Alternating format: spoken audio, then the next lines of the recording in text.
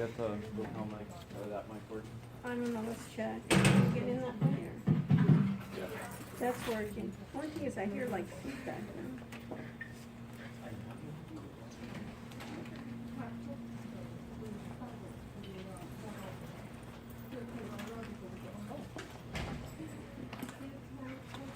Can we see the laptop?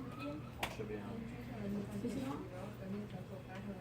Is it first Yeah, laptop? it's on laptop. Let me just see. Is it not on?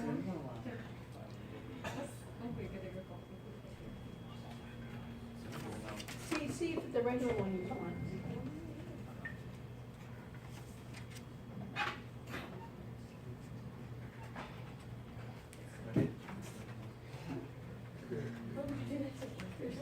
I think it's taken. Is it reboot? Let's get the first one. Yeah, but it connects to one of these.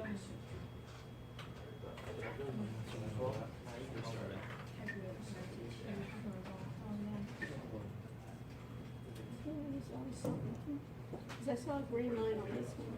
Yeah, it all said that it was connected to the input, but it just wasn't, the input wasn't actually working.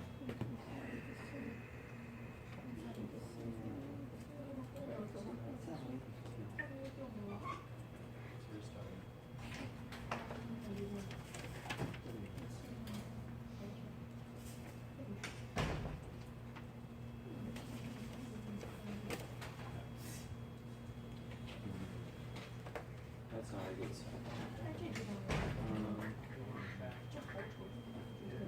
I guess you can check with other lab and see if somebody can come. You know, in the other lab, see if there's, In the back lab? yeah, There's someone there? yeah. Well, you can contact those other guys, I think it's Yeah, that's. Gordon.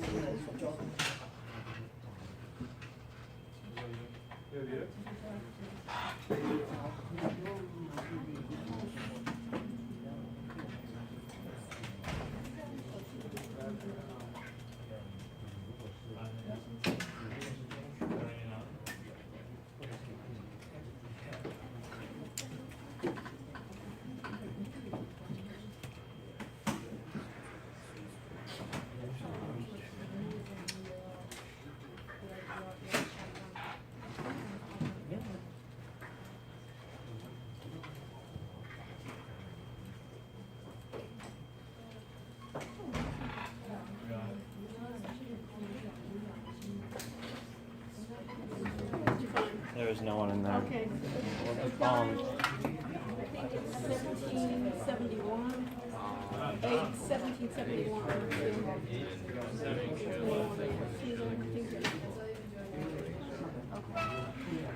She still hasn't said if it's gonna be 20. So I guess so. Field 204 and She emailed? Londoners in the classroom. Well, just reminded us that classes are genetic, which I had no idea. Alex. Dr. Russian. That's for Dr. Rush. When will they come? They're on the way right now. Okay. Always, huh? Yep. We roll with the punches, so. Yeah, it should be at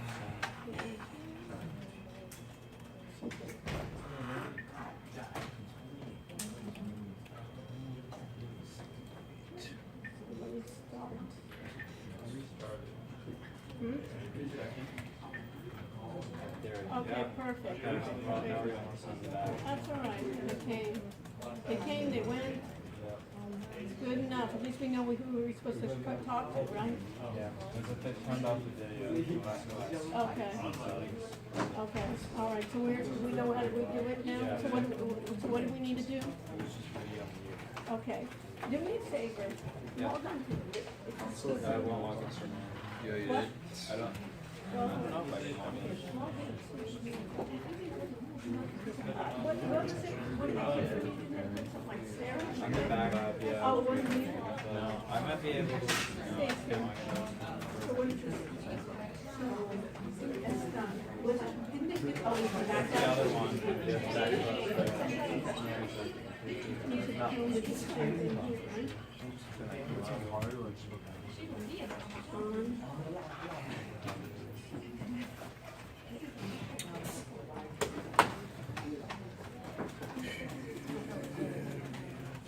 Okay.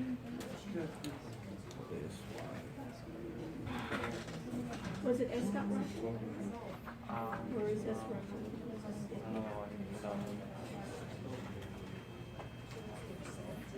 Let's get some feedback. What? Sounds Yeah. like it's a little bit. Okay, from here.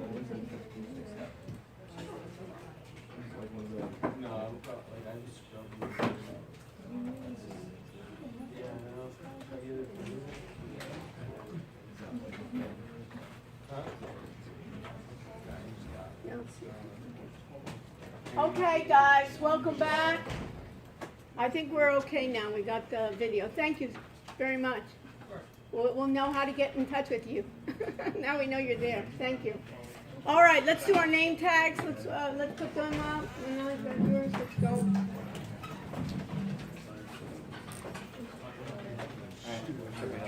Okay, so what was wrong with the mic? The mic was just that your speakers were on, so it was rebroadcasting.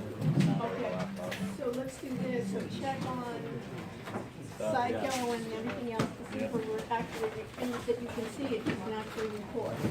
Okay, it says my hangout on air will now broadcast, so put your names up. Everybody, let's go.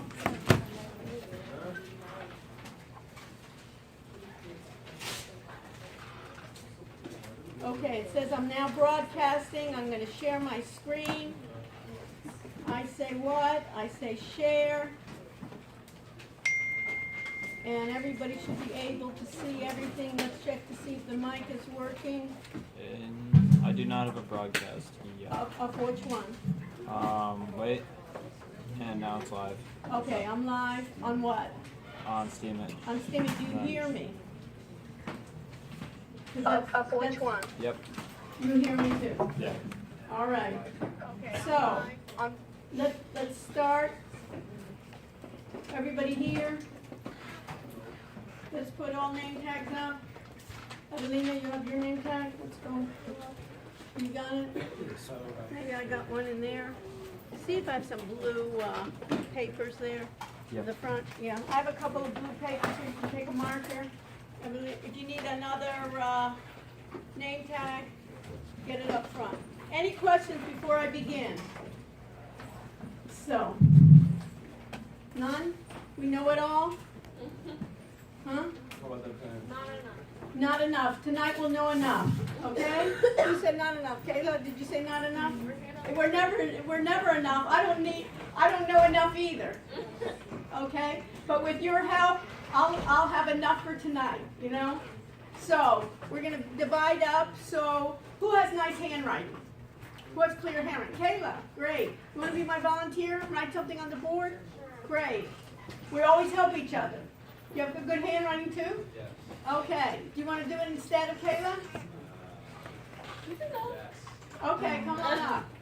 It's like where Price is Right. Come on up. Right?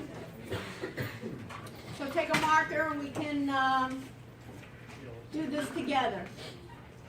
And then after we write on the board, we will be able to, okay, so let's do this. Start from this side of the board, right? Okay? And tell me, Alex, when he writes, do we see it on the board? Alex, do we see when he's writing? Okay. Yeah. So put the date. What's today's date? I'll adjust it. Okay. So, right, Today's date? yeah, what's today's date? It's a hard question. The test will be harder than that. I guarantee you. So if we don't know this, so help them out. Let's go, folks. We need a new writer. he knows. But no, first of all, we need to make it much larger. Okay? Okay, and people in the back seat, no. Right? And they're going to be taking pictures of all this. So let's write it big. So today is what? Wednesday? So write Wednesday large. Okay. So Wednesday, February 27th.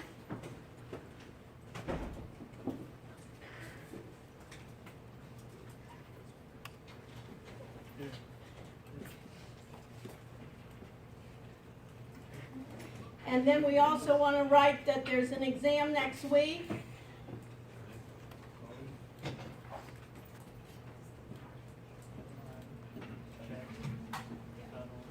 Am I getting feedback? Okay, there's an exam next week. I'm going to go into our section, and the exam next week, the exam is going to cover chapters 1, chapters 4, chapter 5, TG1, and TG2. That's from the book. TG1 and TG2. Basically all the quizzes we had, right? Maddie, it's all the quizzes we had. And then there's going to be 2 parts. One part, so let me just do this right now.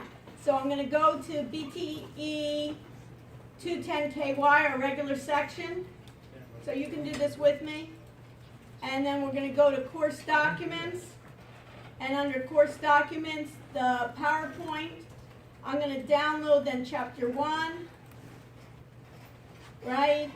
And then I'll go back to course documents and I'll download the TG1 hardware, so you can put TG1 deals with hardware, right? Software, security,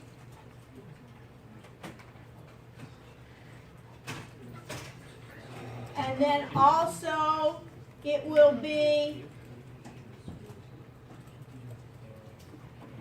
chapter 5, which is data. And another PowerPoint that you should know, put this on the board as well, is ATS, Automated Trading Systems. There's a PowerPoint there. You can download it now, right? Everybody go to Blackboard and download it now so you know. I'm going to go over all of this, so this way you have it. Okay? So we'll have ATS, the PowerPoint, put there, PowerPoint, the ATS PowerPoints. Okay? All right.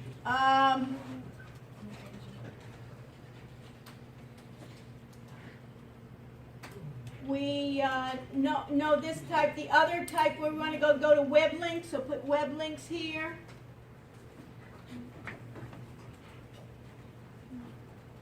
So part of the web links, if we go all the way down on your web links,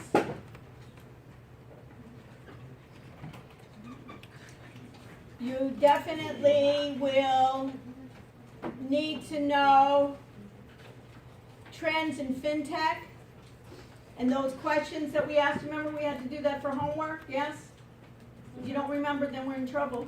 No, we do remember. Okay, good.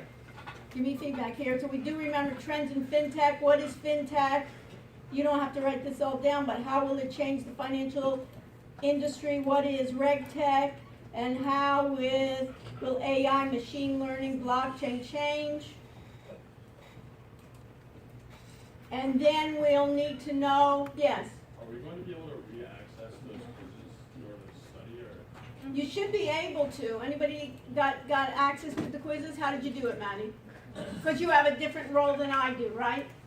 How do you do it? Say that. I can't hear you. Like view results, or I don't know the exact wording, and then it just shows you the whole quiz and your. Yeah, so you go to your grade center? No. You go to My Grades, where do you go? Assignment, and then click on the test. Click on the test. After clicking the test, it will say all your submissions and go to results. I'll go to results. Did you hear that? Yeah, but, like, is there any way we can, like, take the quizzes to study? Well, you should be able to see what you've done, right? Okay. It should give you the questions. Maddie, does it give you a question rather than just your scores? Yeah. Yeah, you can see. You don't need to retake it. You've already taken it twice. It's enough. Okay, what else? So it basically web links on fintech. You'll need to know, we'll talk about it. You'll need to know the differences between strategy. Let me just bring this up. I think I have it. Between strategies and indicators. Put that in.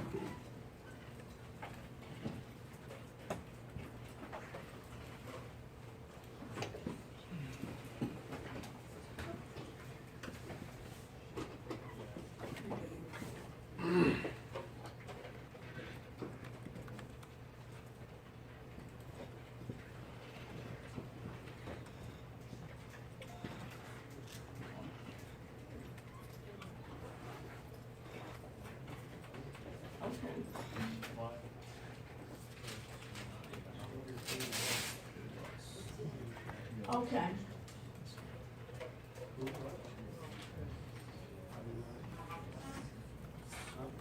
So it's right up here on the board. I think we did that. Okay, put also for the exam. The exam is going to be in this room, SB 204. It'll be here. That way I think we have more room here than we do in the other one. It's good.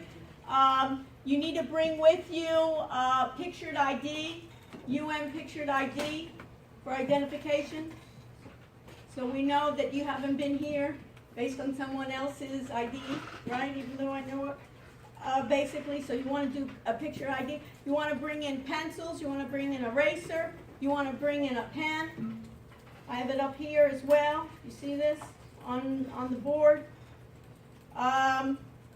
We'll talk about, you want to know the differences between objects, properties, and methods.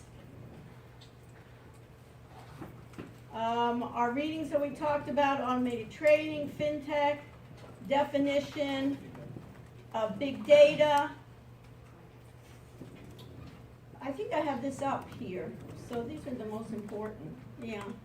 I'll go over it, object-oriented, object method, right?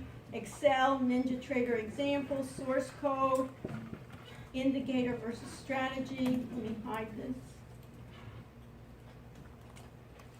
Okay. Blockchain, I'm going to hold off on blockchain. That's such a complicated area. We'll have additional guest speakers after the break.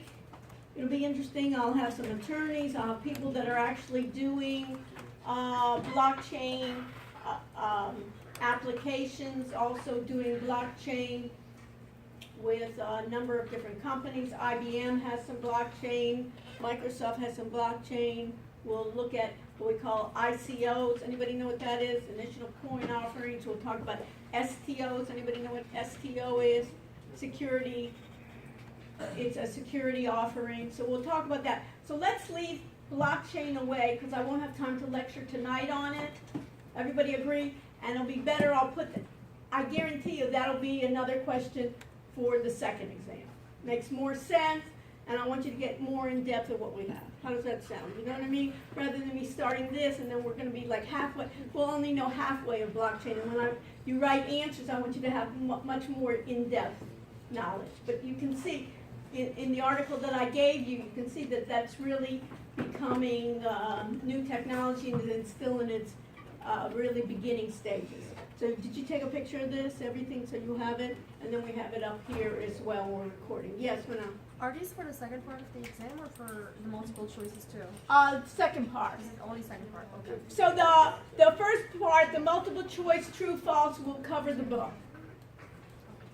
The second part, we want to go, of course, one thing's wonderful about this class is we go beyond what's in the book and try to do real life examples, and that will be the second part. Will it be like a written exam? A written example.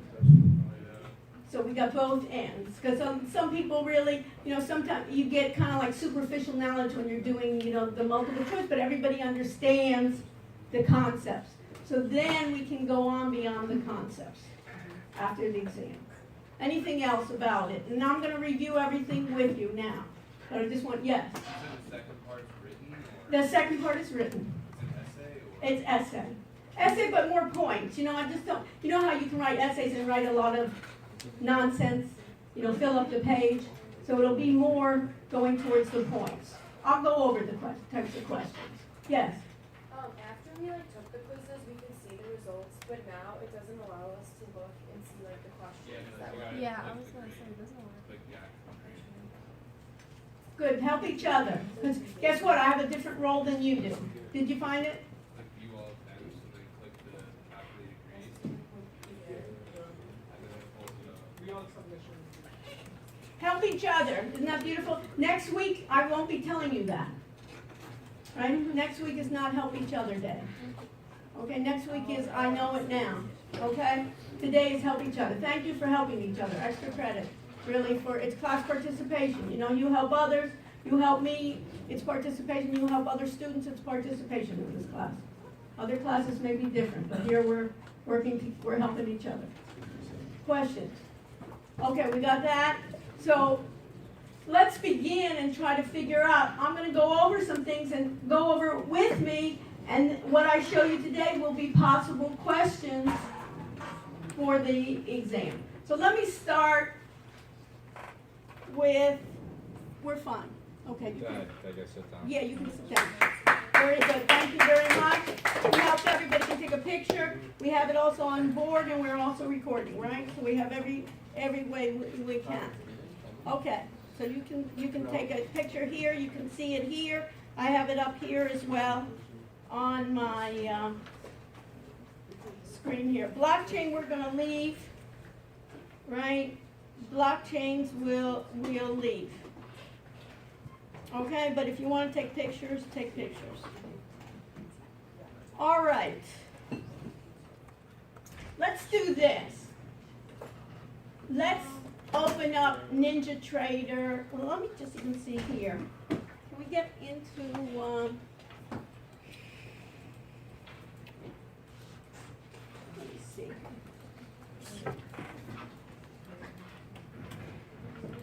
Are you trying to get NinjaTrader on the computer? Yeah, can I get it on there? Yeah. But don't I have to log in? You do have to log in. Let me just see it.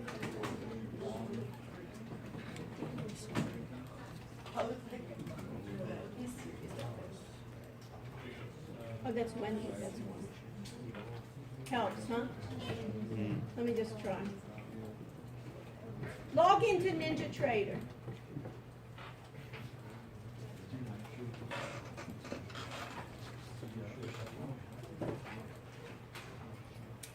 And before you do this, let me just do this. Go and see.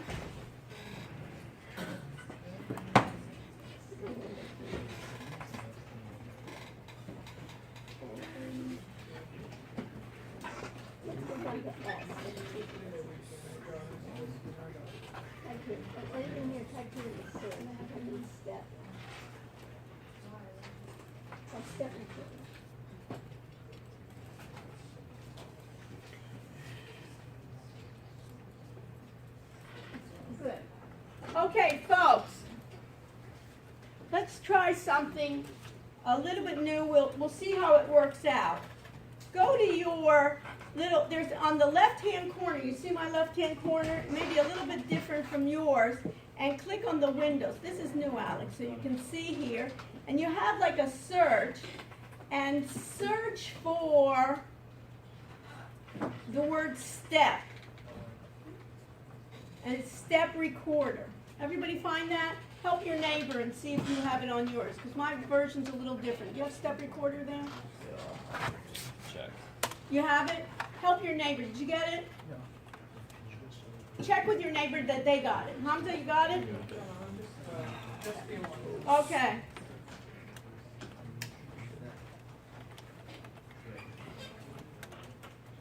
Remind me to go into step recorder. Go on the Windows machine. On the Windows machine. Get on your rather than on your Mac. Go on the Windows machine and find step recorder. And click on step recorder. Everybody got that? Evelina, did you get that? Help your neighbors.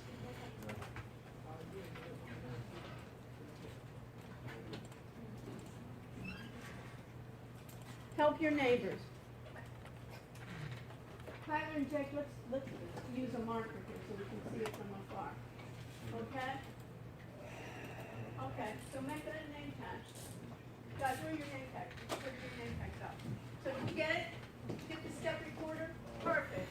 Everybody got the step recorder? Yep. Okay. What do you think it is?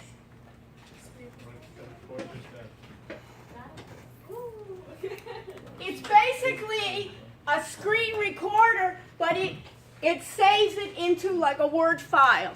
And it takes snapshots of your screen and puts it into a printed form. So it's another way to do documentation.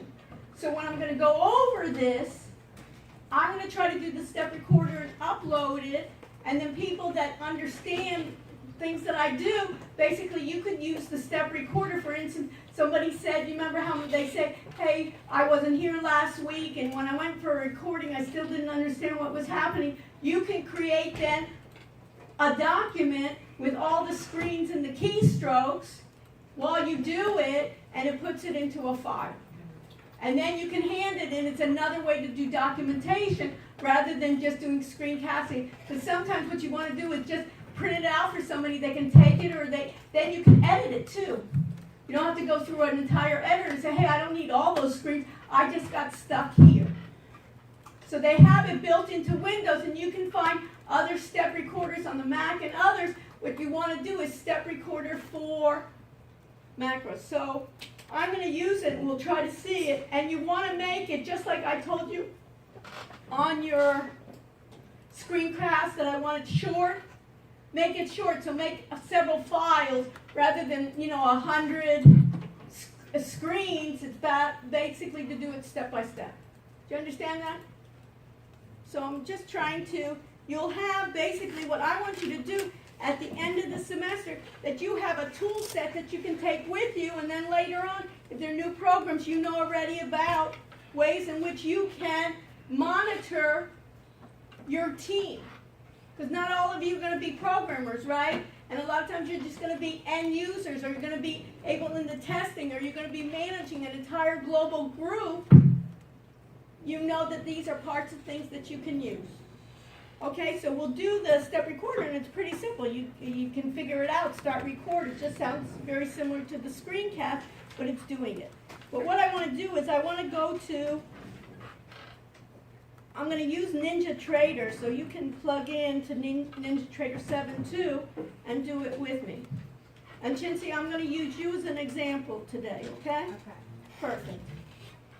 So, what I'm going to do right now is I'm going to skip this, and of course I'm going to close everything that I have previous, and I'm just going to leave myself on the control panel. And on the control panel, what's the first thing I need to do is, one of the biggest ideas in doing any type of data analytics, any type of automation, is I need to deal with data, right? So what's the first thing I need to do? Anthony, what's the first thing? I think it's a NinjaTrader. Okay, you can't get into, Alex, you want to help Anthony, and if not, just change machines, you know what I mean? Yeah, it's not. Or just, Anthony, you know what I would do right now? Try to see if the machine behind you is working, or the one next to you, and then we can do it. Okay, so what's the first thing I need to do? Hamza? I need to get data, right? Data can be external. And what's better to think about big data, what you're going to need to know for the test on the multiple choice and on the open-ended, are what are the characteristics.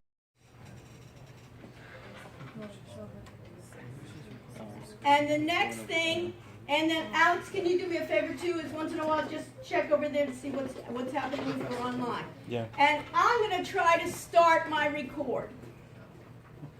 You can start it too, and we'll see what happens. But I'm going to start the record, and now what I want to do is I want to go back to File.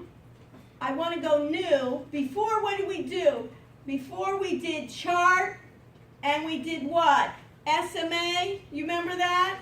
Let me just do that anyways in the beginning. I'm going to do Chart, I'm going to do SMA, and what did we do before? Let me move this so it's not in my way.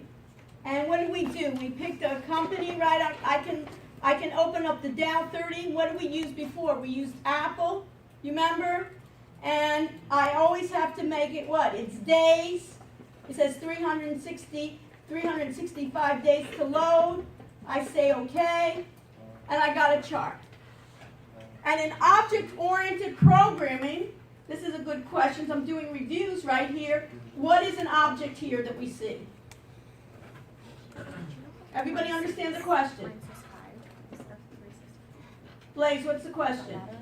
In object-oriented programming, what's an example The chart, right, is an example of an object. And an object takes on what? Properties and methods. Properties and methods. You remember properties is what? The way it looks, right? The characteristics, the attributes, and what's methods? It's kind of, you think about verbs.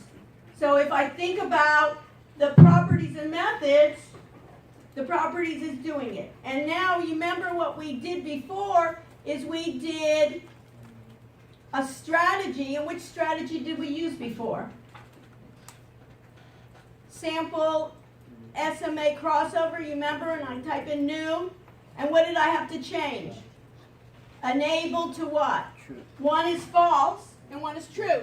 So basically, if I think about the values, basically to the right here, I have a strategy, which is the object, and in the box to the right, all of those are what? The properties and methods to my object. How are we doing, Manal? Okay? I can't open. You can't open it? So help each other. Click new. Yeah, if you click new, it'll have to click there.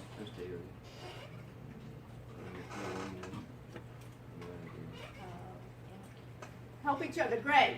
So now what do I need to do? Did you connect? So close out of it. What do I need to do? First thing we do is you go file. Here, what should I do? And you actually have to kinetic because that's your database. So that's where you get all of your data from. Apply. Perfect. And apply basic, I say okay. And when I apply, see what I have here. I have fast. It says here, fast and slow. Everybody see that? Everybody see that where I have fast and slow? No, we want to type in Apple. Or go to the down, open down. Click on the second and double click. Okay. And now save. Okay. Raise your hand and then Alex will help everybody through that. Okay? Help everybody. Okay.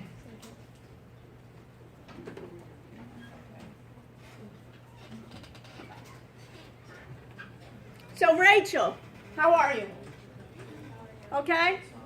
So Rachel, I have 10 and I have 25.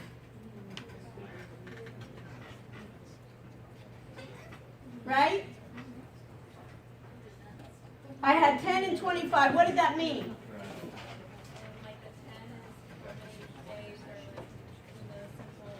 For the moving average, I have simple moving average. 10 means every 10 days I'm taking the average of it. So that's a fast or that's a slow? Fast. And the slow is 25 every 25 days. And by the way, I just said stop record. On my recording, look what it does.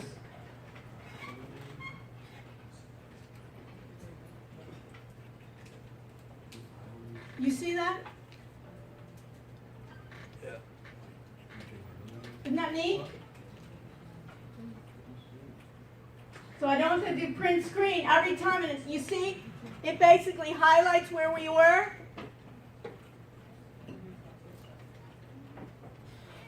My chart, and then you bring it into Word, and you can edit it.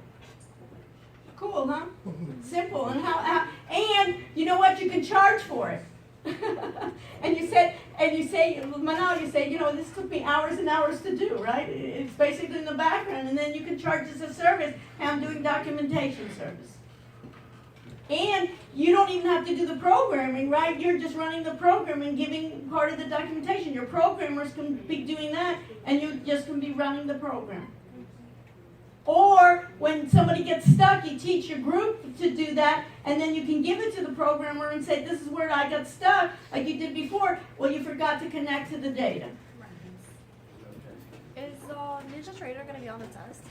I'll tell you how much. I'm not going to ask you about NinjaTrader. How do you get in a file, open, you know, all the commands, but rather the concepts. And I'm going to go over the concepts. Everybody hear that? I'm not going to be asking you what are the keystrokes to get a chart or what are the keystrokes, but rather what's important in terms of connecting to data, having a chart, having a strategy, and so forth. But just, you can do it over with me. Okay, so you see that. So now what I'm going to do, if you do not save I want to save the recording. And notice you can save the recording as a zip file. So I'm just going to use this name and I'm going to change the time. What's the time? 7. Okay, it's already, we're having so much fun, it's already 7 o'clock. Okay, so we're going to say 7 and save. Okay, now,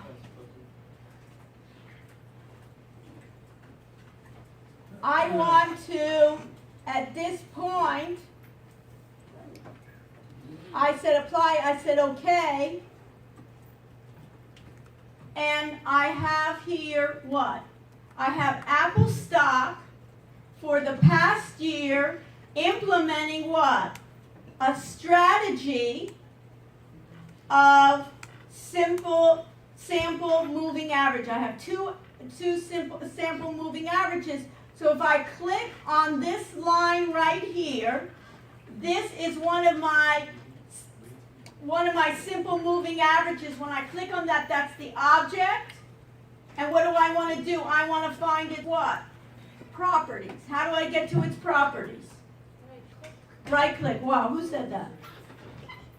Okay, Kayla, I'm telling you, you're just going to have so many extra credit points, you're going to be able to sell them to other students. Okay, so in this case here, that was a good one, wasn't it? Okay, so in this one, I'm the only one that enjoys my jokes, so that's what I can entertain myself. Okay, so I have here properties that I can see, that you can see that I have the properties of this. And if I looked at the SMA, you see here I can change the coloring, right? If I wanted it green, and let's say I wanted it really dark green, I could change it to dark green. I could say apply. So the dark green is an example of what? In object-oriented terms, dark green is an example of what? Property. Of that object. What are we having? How are we doing? Okay. So what does it mean here that if I look at my cross, I have it telling me that an automated trading system will tell me when, not only when to buy and sell, but it can also tell me, if you can put this in your notes, is a strategy can implement the buy and the sell. A strategy combines a number of indicators and has the logic to buy and sell, or when to enter a trade, when to exit a trade.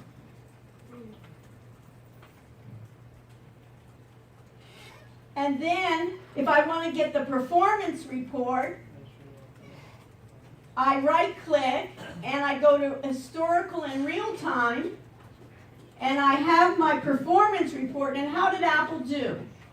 I want to go to my profit per month.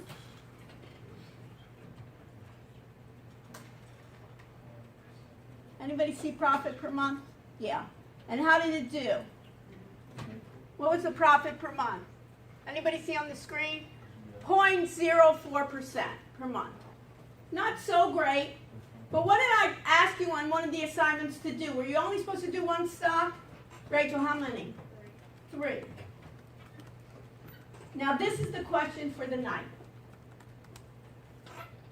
Think about it. It probably wouldn't be doing well 3. And remember we were together, Cinzia, at the end of the class, we were trying to look for like fashion stocks. And we were trying to find those every night. Let's say I want to look at 100 stocks, or I want to go 50 stocks, or I just want to look fashion stocks every day. I don't want every night to do that. Right? Do one, save it to a spreadsheet, do a second one, save it to another spreadsheet, look at the profit per month, compare the differences every night, and it's going to change each time. Think about this. I want the computer to do what the computer does best. And I, as a human, do what I do best. I want the computer to aid me. You understand that, Maddie? I want the computer to aid me, and I wanted the repetitive work the computer to do. We want to basically either in our free time enjoy ourselves, or if we're going to work, we're going to do it more profitable. So I'm going to show you a couple of things that this can do that you can think about. So,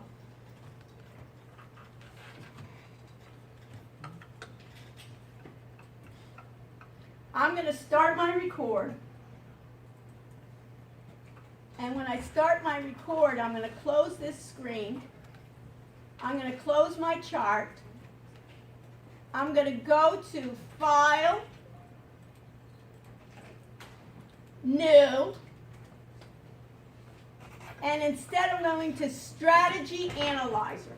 File, New, Strategy Analyzer.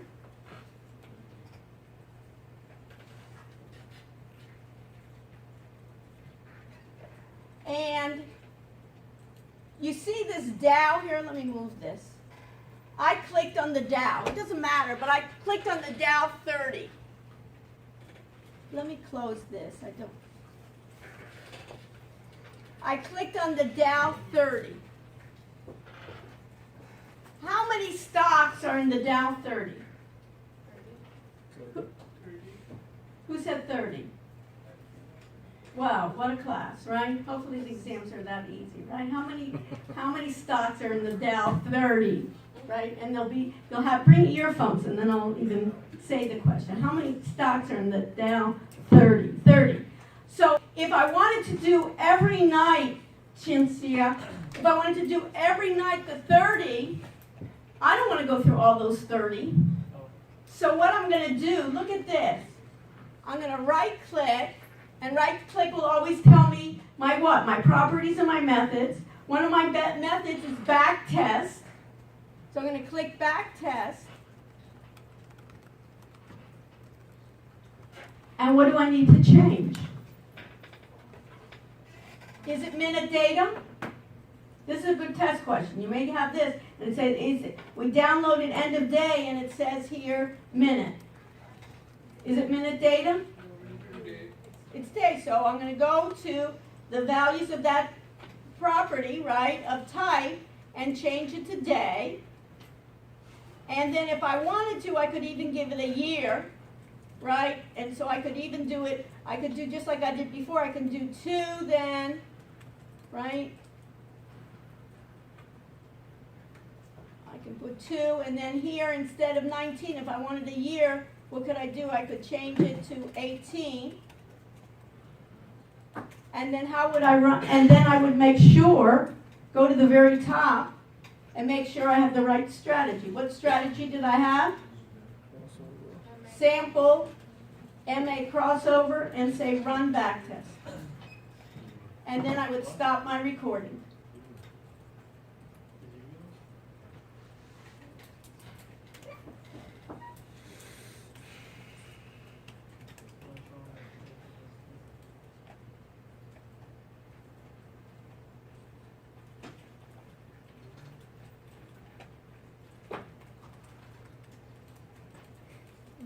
Sure. I say day, right? I'll just do it as is. Let's see, run back test. I'm just doing it for a couple months.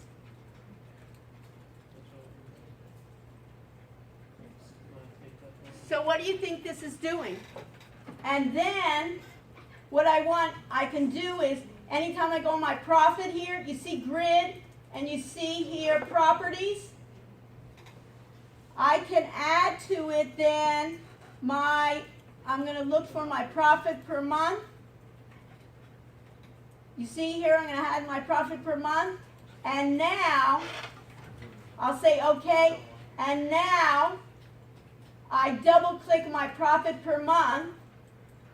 And what's the most profitable stock I have? You can look up here. What's the most profitable stock I have? Evelina, what's the most profitable it looks like? MRK at what percent? per month. 8.48 is better than Apple. And it does it for how many stocks at one time? The Dow 30. 30. And I could even do S&P 500. How many would it do? 500. Or I could make my what? I can make my what? I can make my own instrument list. Right, Kate? I can make my own instrument list, and let's say you were into certain tech, like the FANG, right? What's FANG? Anybody know? What does FANG stand for? Which stocks do you think FANG stands for? It's tech stocks, stocks that you know. F for what? Facebook. A for what? Apple. Apple. They even have FAA, so Apple, Amazon. The N for what? Netflix, and the G for Google. So you can even make one for this. So everybody see that? So isn't that great? Aren't you impressed? I'm more impressed than you are. And then I know that these on the bottom here, maybe I want to use those for, these didn't do well. So instead, Cynthia, instead of doing it each time, you put in your instrument list, call it fashion, have the computer then run it every day, and then trade, and you'll even just program, have somebody program it for you and say, just trade the top two. And then rotate it each time. I don't want to spend, me and you know, we'll go out and have a good time rather than spending every night trying to run it again manually. You see that, Rachel?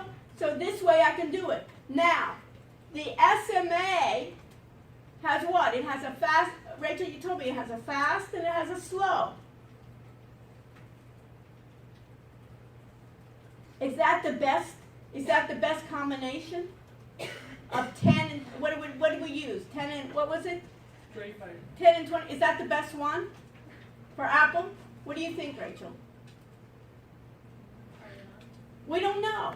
Could it be maybe 9 and 23, 8 and 20 and 30, 7 and maybe 40? Do you want to try all those combinations of hundreds of combinations? So what do we want to do? We want the computer to try those out, because what can the computer do well is, remember we talked about the CPU, is it really can do it fast. So what are we going to do? Any ideas? So I have my object. Let's do the Dow 30 again. Rachel, come with, do it with me, okay? So I go to, how do I get to the properties and the methods? What do? I click on Dow 30. And what do I need to do, you think? Right click, and I want to optimize it. So where do you think I should go?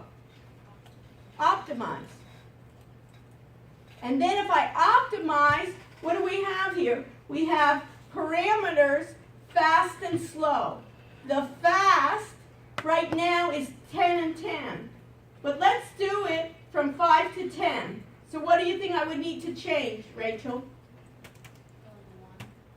I would need to change the minimum 10, let's call it 5. And every time, let's go up to 10, and the increment will be 1. So it'll try out 5, 6, 7, 8, 9, 10. The slow, let's start at 25 and go to, I'm just making it. We can make it different numbers later on, 50. You see that, James? And instead of every increment 1, I want to increment every 5, so I change it to 5. I'm just going to do this. I'll change this to 18. I'll just keep it 19 just to see for that past month. Doesn't matter. Later on we can change it. We can do other dates. And James, how do you think I can run the optimization? Make sure it says sample MA crossover and do what? Run optimization. So what's it going to do? James, what do you think it's going to do? It's trying to think, it's processing now. What do you think it's going to do? Can you go back, please? Pardon? Can you go back? Yeah, once it's finished. Let's see what it does. So basically, this is optimized, and what's it going to do? What do you think it's going to do, James? Tell you like what your fast and your slow should be. Yeah. And what does it say right here? I have profit per month here, and I have my parameters. You can, basically, you can right click here, you can go to grid, you can go to properties, and make sure that parameters are checked. and make sure my profit per month is checked. Where's my profit per month? Right there. And say, okay, so what is the best and what's the highest on mine? What's the highest? Can you go back to your parameters, please? Yeah, I will. Thank In you. 1 second. Let me just get this and then I'll go back. So what's the highest here, folks? Huh? Profit per month is what?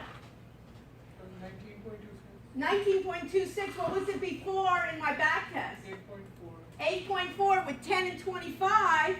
What's the parameters here? 8 to 35. 8 to 35. You know how many times we would have to figure that out every day with all the combinations? I don't want to sit there doing it. You don't want to sit there doing it. You know how to do it. I'm showing you once, but have the computer, you see that place, have the computer do it, and you guys can maybe just be the testers.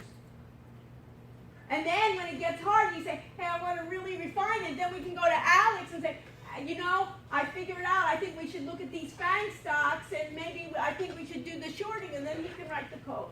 Or he can tweak the code. Isn't that neat? How long did that take? Less than even that, right? It took more because I'm yapping, right? But if I didn't yap so much, it would basically take, and if we got hundreds of stocks or 500 or 1,000, so big deal. And if we got really fast computers, right? So what do we conclude? So now I'll go back to what you were saying. So how did I do it? All I did is I went to the Dow 30, I right-clicked, I went to what? Optimize, and then I just opened up. See, this was plus and this was plus. Make sure I have sample MA crossover, have my plus to a minus, and do the minimum 5 to 10 and do the slow 25 to 50 and 5 increment. I'm showing you that not for the detail in the exam that you know all the keystrokes, but you understand the concepts. So who can conclude what the concept was here? It's easier to use NinjaTrader than doing it on your own.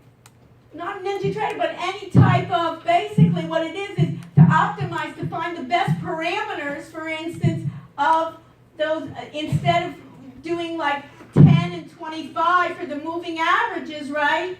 We can check all the possible combinations. Yes? For some reason, my thing shows like total net profit 0 for all of them.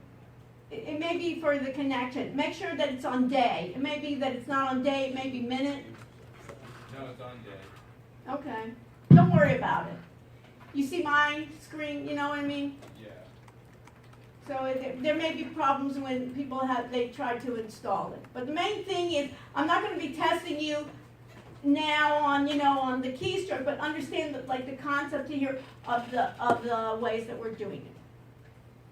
Now, we talked about source code. So, one example of source code, we talked about software. One example of source code is how can I get to source code? Source code can be written in a number of different software programming languages. I have system programming languages and I have application programming languages. For NinjaTrader, it's a platform. So what is it?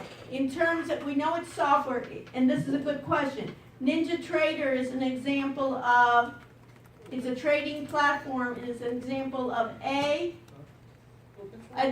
operating system, B, an applications programming system, C, hardware, D, none of the above, E, D, all of the above, E, none of the above. Say those one more time. Yes, NinjaTrader script is an example of an operating system program, an application, programming system, or hardware? And under software, it's what? System or application? Application. And there are many scripting languages. The most popular scripting language is called JavaScript. Anybody hear about that? JavaScript is the most popular, and NinjaScript is a version of it, but belongs to, has the libraries or has the software built in for trading. So if I want to edit a strategy,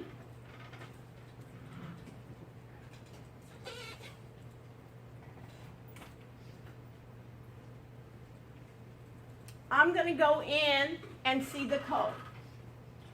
This is an example of an exam question could be given code like this. I'm not going to ask you to write the code from scratch. So we didn't learn that, right? But what we want to do is, first of all, this is, in a way we can think about it, at this point is open source because we can see it, right? In green there, lines 1 through 5 are what? That could be a possible question. What are lines 1 through 5? Manan. Comments. And how do you know they're comments? Go to slash. Because of the slash. 2 slashes. Any comment is 2 slashes in this programming language and other programming languages. And it's used for what? What's its purpose? That's another one, Rachel. So humans can read it. It's for comments to give to other humans to explain it. And why is that important? It's like documentation. Because we have an Alex. You think Alex is going to be our only programmer?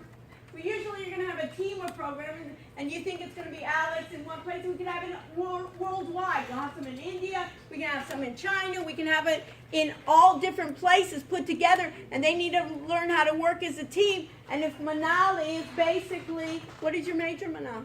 Business technology. Business technology, and you're going to have to be in the entire group, right, and oversee all these people. You want to make sure that they're writing documentation, or someone in your group is going to be doing documenting and commenting within, so somebody can figure out what's happening. Because after they leave you, there's going to be other people. So what would the question on the test be? It would be, and for instance, what is lines 1 through 5? What are they used for? What about lines below 5? Okay. One of the things is like, some of this I wouldn't ask you, but everything with slashes is basically, in this case, everything with slashes, for instance, 23 through 24, are also comments, right? Anything with those 2 slashes, even if it has 3 slashes, those are comments. If I look at line 26, a question could be what? Is this a strategy or an indicator? How do you know? It says it, right? So this is going to be a strategy. Then I'll have variables. Don't worry about this. But let's say I gave you this part.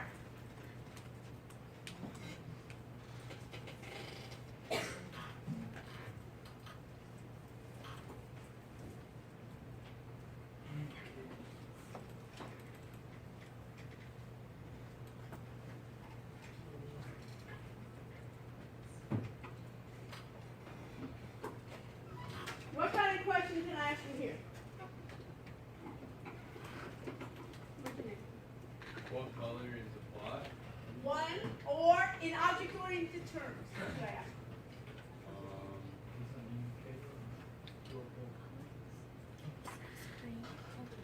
What's the object and what's the property? So she actually broadcasts her laptop I'm asking you. So Yes, how you do you do. choose the What's the definition of a property? They're all in separate links, so if you go What's the to- definition I of can a give you the property? web address. No, I got all of that. What's the definition, Hamza? Steam it, the Psycho. What is a property? The other one. Let's do it again. An object is basically, a property is the way it looks. A property is the way an object looks. So you know properties all along. Have you ever used Word? Who's used Word before, right? Who's used Excel before? Everybody. when you change the font in Word, anybody ever change the font in Word? Anybody ever make it underlined, bold? You're changing what? The property. Ooh, I love it when we say ooh. We don't say it very often, but when we say ooh, we know it.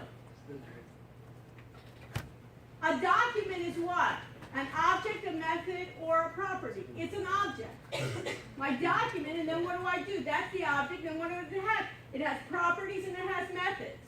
So anytime, let's say we would open up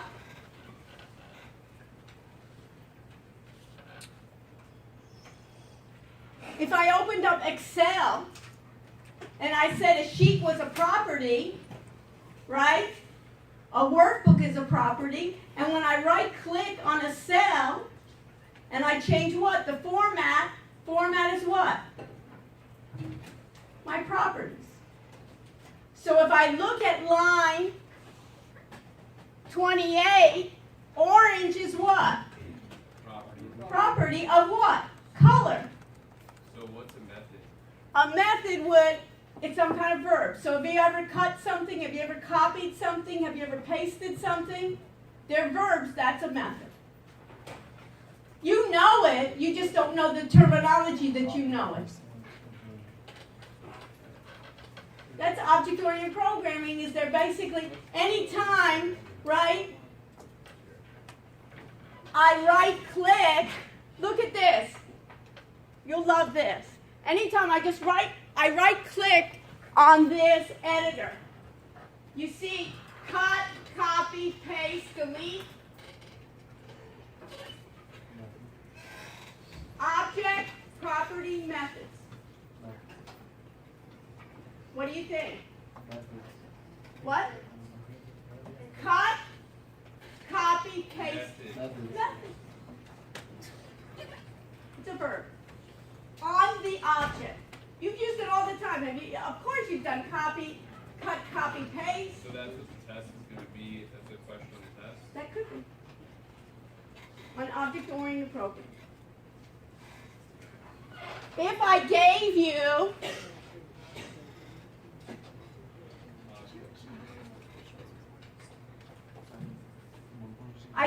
just this part.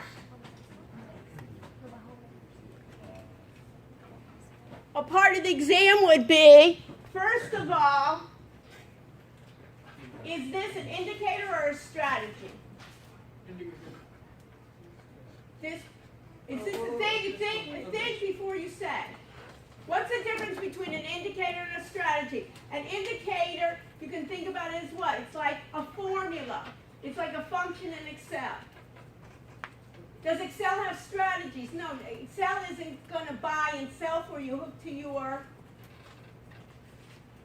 bank account or to your brokerage account and buy and sell. But were we able to do forecasting? Yes. Can we do averages? Did we do linear regression, polynomial regression? Remember, we could forecast whether it's going to go up and down. That formula and functions are similar to indicators. So what's a strategy?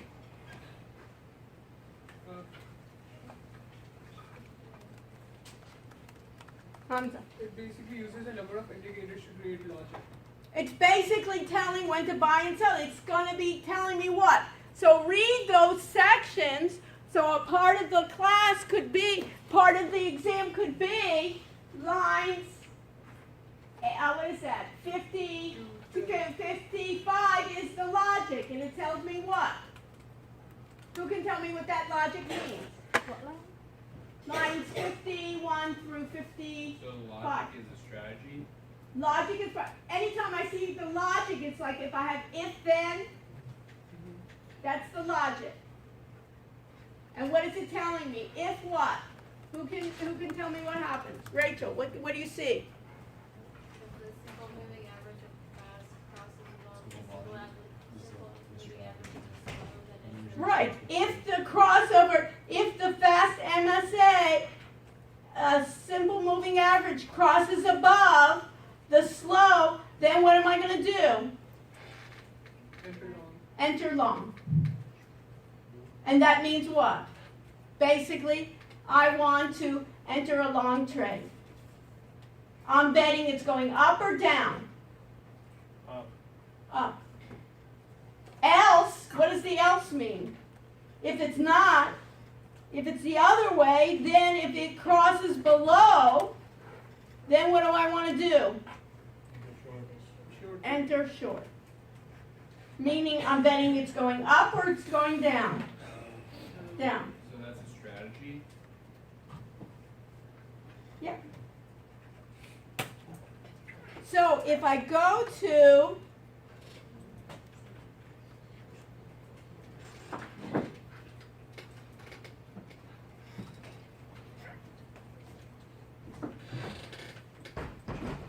open up your automated trading strategies. Remember that automated trading strategies, that PowerPoint that I told you on the PowerPoints?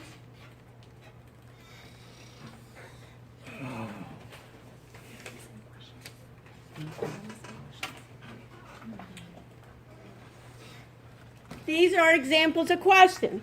What's an algorithm? You have this in your PowerPoints, right? Yes.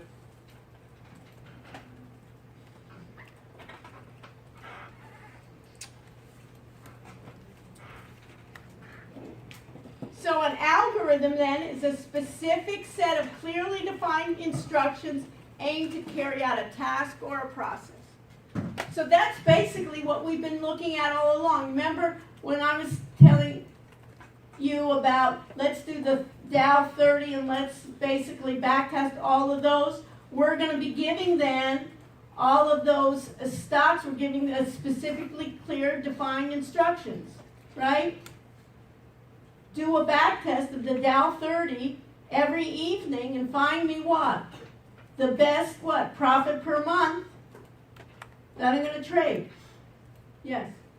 Is your test gonna be like exact wording like that, or are you gonna like make it pretty easy, like so if you know the definition, you just take that one? Like, are you gonna change one word and then put two options that are like basically the same? No, for this part it'll be open-ended. So basically, explain why, for instance, an example is, why is automating trading systems a good example of big data? And give examples.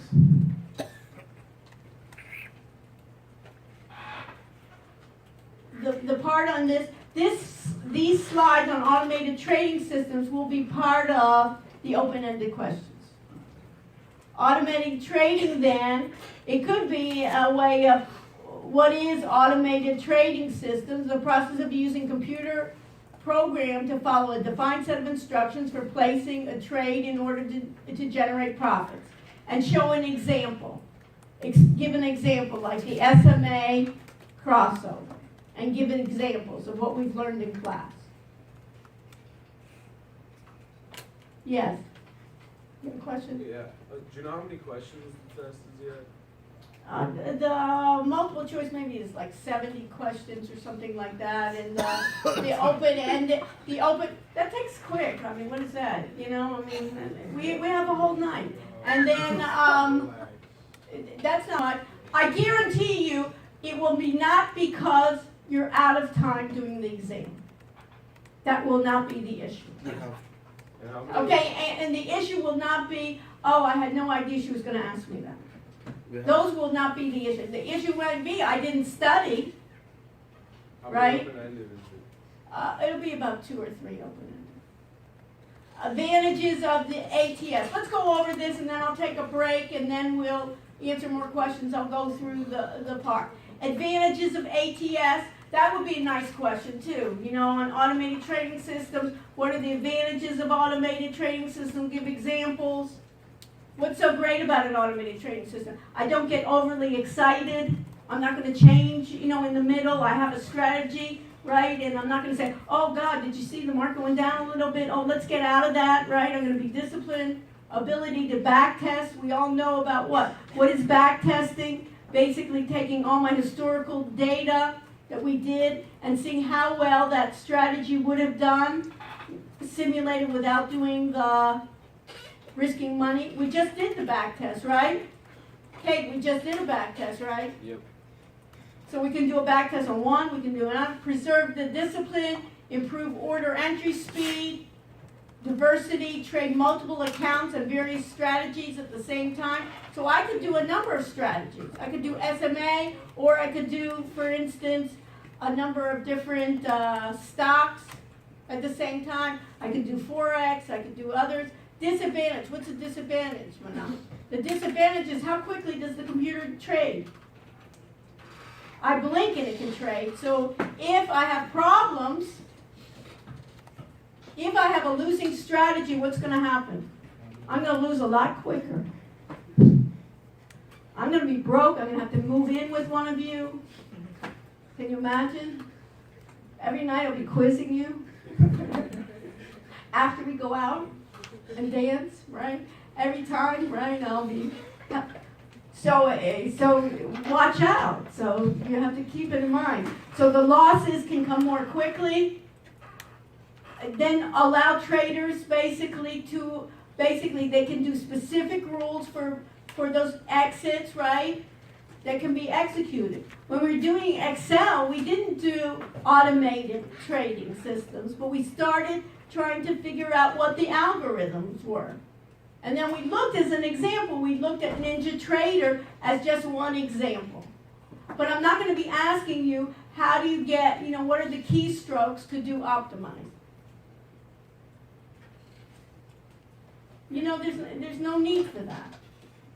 But what it is basically, what are those issues that we have? So these are ways in which now they're using it. They can either crowdsource, I can mirror other social trading. So basically, if I'm a good trader, I can broadcast my trades and have everybody subscribe to my trades and they can follow me as I trade. When I'm making money, they're making money. If I'm good. And then I can combine AI, artificial intelligence, and machine learning. Once I have that good SMA for 8 to 12, then I want the computer to find better patterns in it to improve. So that's what we talk about with the AI systems. Okay? And don't worry about this. So that's an example. An example would be like the FinTech. Did you read this FinTech article that we did a while back and answered those questions? Questions like that could be an example of what are open-ended questions on the test, of knowing those. Let's do this. Let's take a 5-minute break. Stretch, and then we'll do a review on what else is going to be on the exam. But I just wanted to show you on that, basically I wanted to show you the step recorder. Later on, you can use that even for your projects. It's doing step recorders that you can do that. Good questions. And continue asking me questions. Don't feel bad about it. Okay? So let me just continue. I wasn't here the last time we were in the lab studying NinjaTrader. So you're going to need to do it. So, And so who's in your group? Daniel and Ryan, Okay, and where are they? they're here. Okay, did they do the homework? Hmm? Did they do the homework? The NinjaTrader thing? Yeah. Yeah. Okay, so you're gonna need to sit with them. And then we have the recordings as well, and they can even set that up. You're gonna need to do that. All the homework needs to be done by, next week. The only homework we had was the question on FinTech. No, we had all the NinjaTrader things too, that were in the homework. Wait, there was a homework for today? Well, there was a homework that they had to do on, he's talking about the You did it NinjaTrader. in class. Oh, I Yeah. those two articles. Right, yeah, that's for those, right, those two are, right, but you still need to do the, have you done the Excel? No.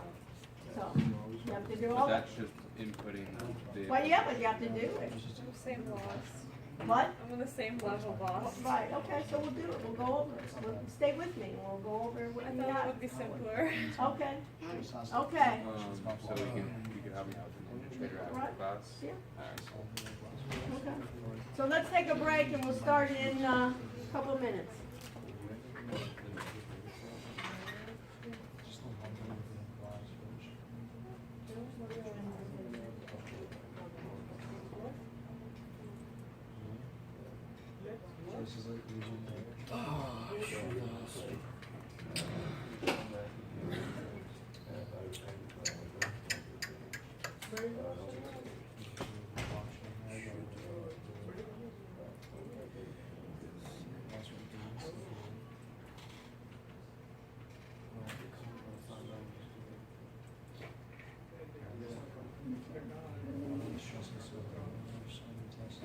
answer. Yes, For the exam, yes. we need to take like we can use for 2 hours, 30 minutes. No, it won't take that long. But you have a multiple choice, or you have 70 questions. Right, That's- so how long does it take? It takes less than a minute to do a question. You know? It's not gonna take, you know what I mean? Oh, They like take- like the quiz we Like did. the quizzes, how long, it didn't take you, an hour to do a quiz? Right? Yes. You'll have enough. You know what I mean? You'll have enough time. You'll have a couple hours. You know what I mean? It won't, some people may finish, you know, hour, 15 minutes, you know, hour and a half. Shouldn't be more. You know, it shouldn't be more than an hour and a half. And I'm stretching, you know what I mean? I'm stretching.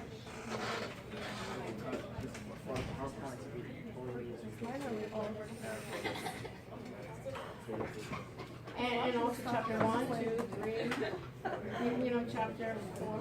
We'll go over it now. But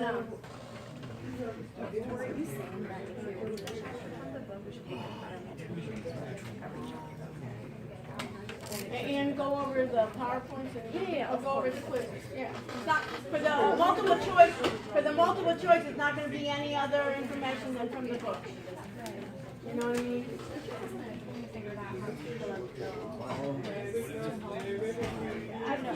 Maddie, did you figure out how to do the quizzes? Yes. Can you show me? Yeah, thank you. Help each other. You know, because I don't have that view. I'm not a student.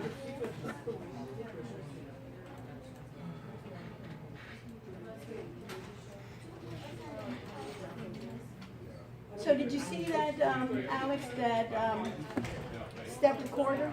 Yeah.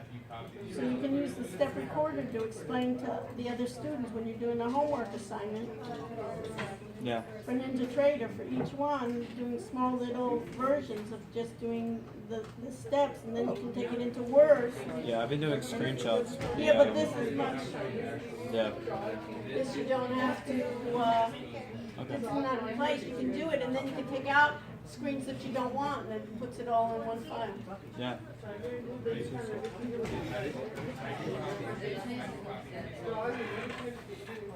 You see?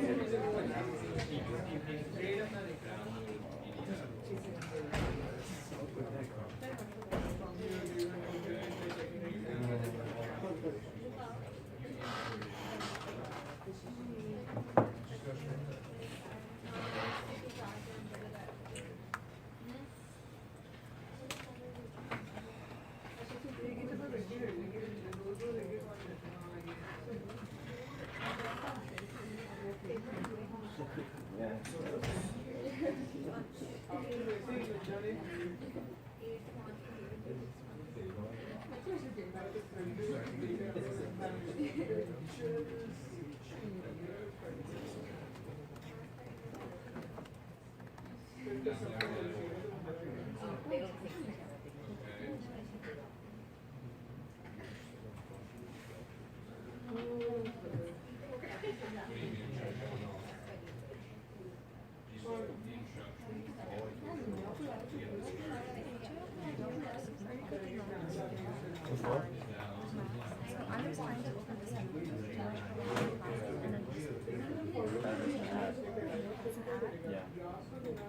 So just X out, let's make.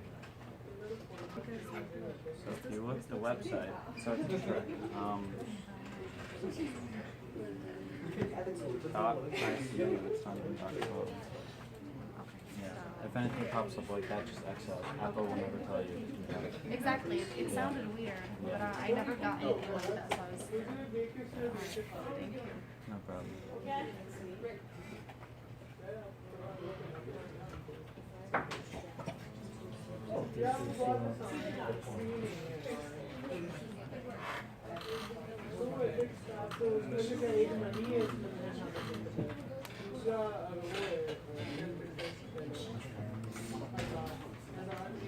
It's good. Good for what?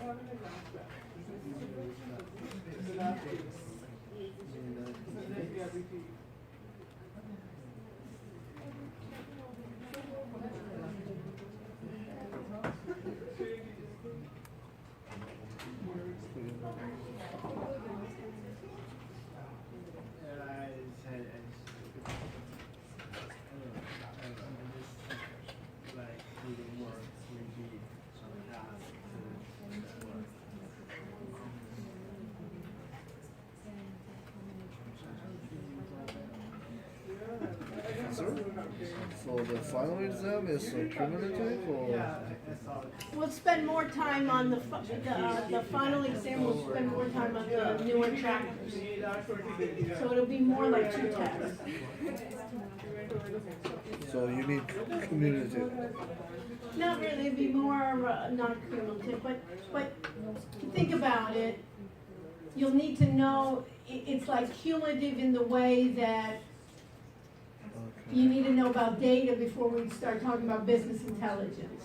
You understand? But there won't be, but usually I won't be asking you about those chapters, so you can focus more on the new chapters. Okay. You got it? And we're gonna be working on the projects in the second part of the class, so I'd rather you spend more time working on the projects than studying for the old material again. So and the projects are useful. So that's what I wanna emphasize more, that you can take away with it and get some skills from the project. Okay. Thank you. You know, I don't want, like busy work just to spend time. Okay, yes. Are these PowerPoints from the book? These are, yeah. These are, so if we. The only, these PowerPoints are from the book. The only PowerPoints that are not from the book are the ones on the automated trading system. Okay, so if we know these PowerPoints, will be good for the multiple choice? I would do the PowerPoints, I would do the quizzes, and then I'd look at the glossary and they have like terms in the back of the chapters. Once you know that, then you're good. You know what I mean? Yeah. You want to use your time efficiently, you know what I mean? Yeah. So that's what you know what I mean? Sometimes I'll ask you questions, in class I'll say, look it up and so forth, types of things, but that's more so you get an overview of what's happening. But the multiple choice and the true false will be from the book. So I'd start with, what I do is I go through the PowerPoints, I go through the end of the chapter, and then go through the quizzes again. They'll be in that type of format, so you should be okay. I'm going to go over it now and tell you what to emphasize. Okay, so we have everybody. Rachel, do you want to, if there's people out there just hanging out, you can hang out all night long, and I think we have something better to do than, you know what I mean? Not just to hang out. It's almost like when I start running, and I stop running, it's hard for me to get up again, so I don't like too long a break, or else, you know what I mean? I'll be sleeping soon, and then you'll have to wake me up, and, napping and everything. Okay. What else? So let's go over, what my idea is, let's go over the multiple choice true false part of it, and then I'll add additional questions on what you do, and so everybody understands there'll be 2 parts. Probably the first part, you'll do the multiple choice true false. You need to bring pencils with you. It'll be like Scantrons, so we'll be doing like Scantrons on that. Rather than using the computer part, because I don't know, sometimes we may not have internet access, we may not have this. You saw we had problems with Anthony, remember some of the computers weren't working and so forth, so I just don't want to take that risk. So, for this we can kind of do it. So we'll have that part, and then even on the written part you'll do it by hand. So that way we'll just get it done. I don't want to worry, hey, my computer went down, my internet went down. We'll do it that way. But we'll do it in here because I think there's just more room than squishing in there. And all of a sudden, in the exam we see people we've never even seen throughout the semester. So we kind of come in with it. And notice everything's a choice. Okay, so let's start. Let's start with data then. I'm going to go backwards in time here for the chapter, so I'll review here. So I'm going to do a slideshow. I'm going to go from the beginning, and let's see what we got. So we need to know about, we've talked about, data is really the key now for any type of artificial intelligence, business intelligence. When we talk about fintech, when I'm talking about automated trading systems, anything that's around data and knowledge and how to manage it.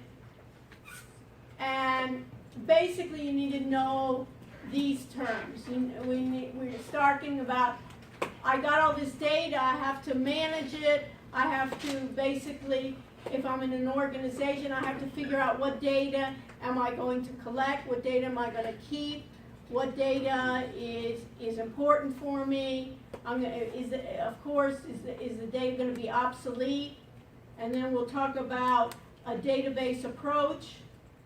And basically the idea of a database approach is that I can have a system where I can ask questions to it, and it's called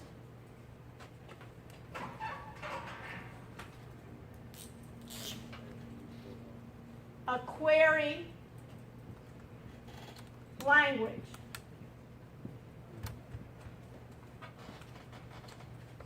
The most common query language is called SQL. It's called Structured Query Language. It's an old language. It's basically a way in which I can retrieve Data. SQL. So basically I can ask basically query. What's query? Ask questions to the database. Find me all those female students that are athletes, that are business majors, have a GPA over 3.5 and are Hispanic.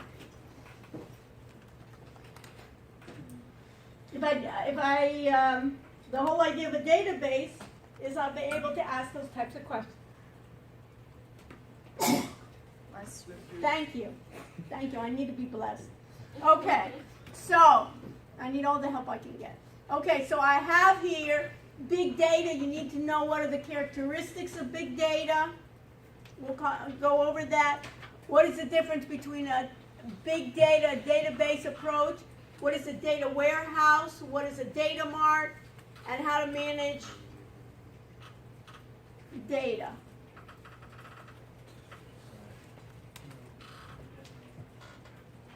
You need to know what are the difficulties of managing data and what is data governance. So who can tell me what data governance is? And if you don't know, what should you be doing? Look it up, right? Data governance, what does that mean? An approach to managing information across an entire organization. Right. Basically, the idea is people have to be responsible for the data. And you have to see who's going to take care of the data. So let's think about student data. Everybody knows student data, right? Who's in charge of that data? I know I'm in charge of what? Just your test grades, right? But am I in charge of, you have the correct address? Am I in charge of your correct C number? Am I in charge of, is your transcript correct? The mission office? It'll be different parts. So you have to, the organization has to basically assign who's going to govern the data, who's going to have rights to the data, who's going to be able to enter the data. Think about payroll data. I would love I think I am I should be paid so much more because I'm just so wonderful, right? I should have access to give a couple more zeros onto my, yearly salary. They don't give me that opportunity. They don't say, Dr. Rushing, just pick a salary, So what is it? Data governance. Someone else is in charge of, and there should be others, and there should be a way in which that people can't just delete, can't just edit. And think about it. We've looked at it in the class, right? The audit area.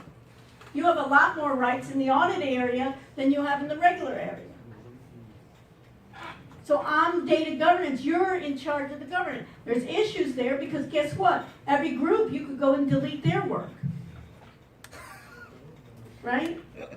So that's why when you upload something, you have to make sure that you have a backup in the cloud somewhere else. Because some idiot could go ahead and think, they could just delete everything. Or add that something, right? So the difficulty of managing data is basically how do you know if you have any So these are the difficulties that you need to know, that you're going to basically have multiple sources of data. Think about it. On automated trading systems, a good question would be, for instance, the difficulty managing data and giving the example of basically automated trading systems. What's the difficulty? I get it from multiple sources of data, right? And the idea of data rot, what does data rot mean? It means that it could be old data, it could be data that's degrading, right? Is it secure? How many times have people been broken into, right? Social Security being stolen, right? Manal, that you have a number of things what's integrity? What's data integrity? The validity, What does it mean? like how good it is. What does that mean? If I see that you have a 3.9 average in your GPA, does it have integrity? Can I rely on that is true? No. So those are one of the things here. Government regulations. A lot of times, for instance, if I'm in banking, requires me to do something different. Remember we talked about PCI, a payment card industry, right, has to follow banking regulations. Know your customer. So I can get in multiple sources. We talked about the approach to manage across the entire organization. You don't even think about it. How valuable would it be that, everybody's grade gets changed here? I have to make sure that I have that master data. And then what you need to know is that can I do that data to be stored in multiple organizations and I don't have a database approach, is that I get redundancy and I'm not able to query the data. So we have to think about a data hierarchy. And the problem we want to minimize in data management, we want to minimize a number of things. We want to minimize data redundancy. What does that mean? If you have an address, do you want it multiple times throughout the university, right? What's the problem? If you then change your address, it has to be changed multiple times and you don't even know where it's at. Does it have to be changed in the health center? Does it have to be changed in the housing? Does it have to be changed in the department? Does it have to be changed in the school? Does it have to be changed in the registrar? You want to reduce that redundancy, have it in one place and just have it there. Data isolation means what? It means that the data, no one else can gather the data. So if I know that my sports students, my students on certain teams, if it's isolated, I can't answer those questions. And is it consistent? Basic data, can it be secure? Can I have independence? That's the part. You need to know this, the data hierarchy, and you need to know the differences. Everybody know the differences? You need to know. So what's the smallest amount of data is called a bit. A bit is what? Like 1. It's just a 0 and 1. Basically, that's all the computer understands. You remember the source code? Everybody remember reading the source code? Really, the computer directly cannot understand that. All of that has to be, it's compiled, and there's other programs that translate it into zeros and ones. You don't have to worry about it, right? Because a lot of people are programming in a higher level language. A byte is what?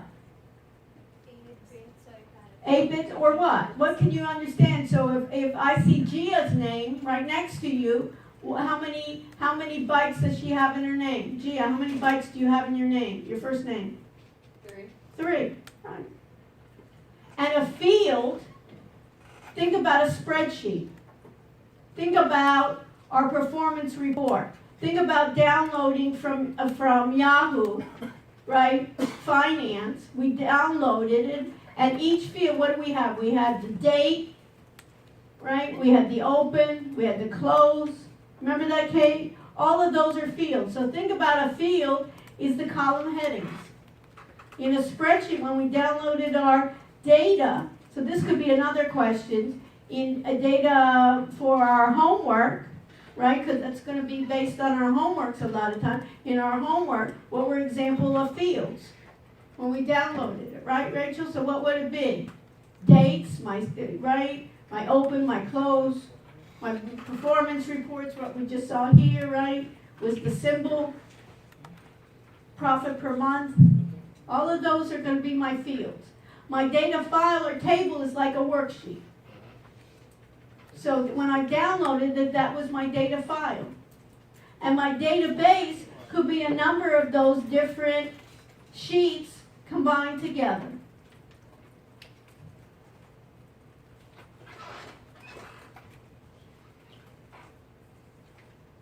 A primary key could be the example of, give me an example of a primary key in the student database. The C number. C number, why? It's unique. Last name is not unique. Why don't they use social security numbers? Because it's not secure.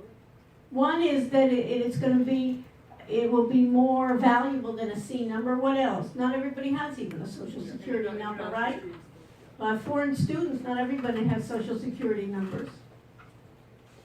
Plus, it's not going to be, also, it'll be more secure because if the database does get compromised, and a number of universities get compromised plus other places, they won't get your social security number. Now, What was the question?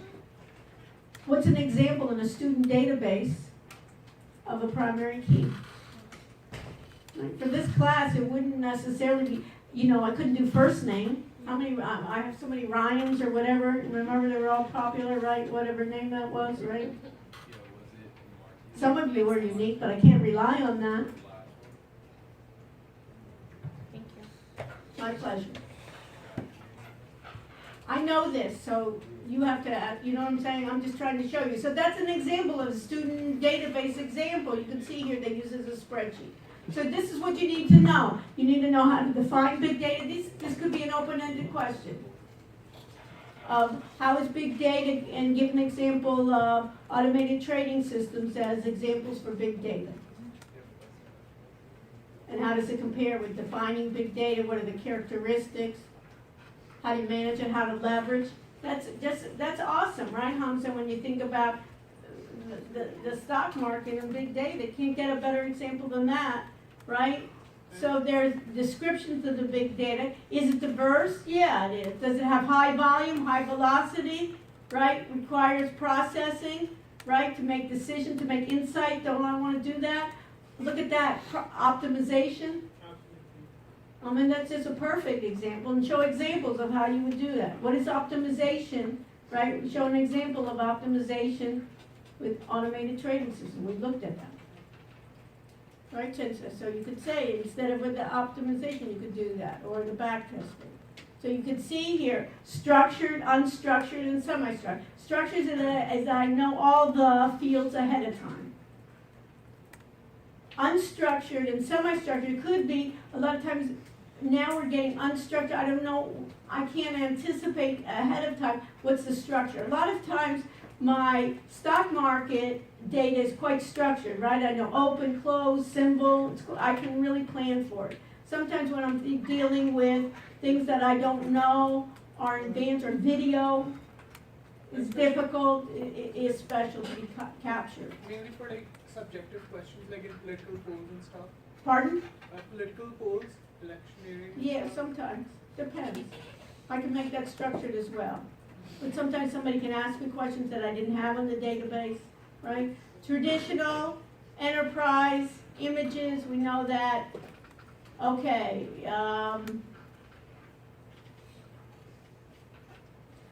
managing the data. So, this is the key. When I want to get big data, I want to find valuable patterns. What's great about the computer is it can find patterns that I may hypothesize upon, or even many times the insights that I wasn't even clear for.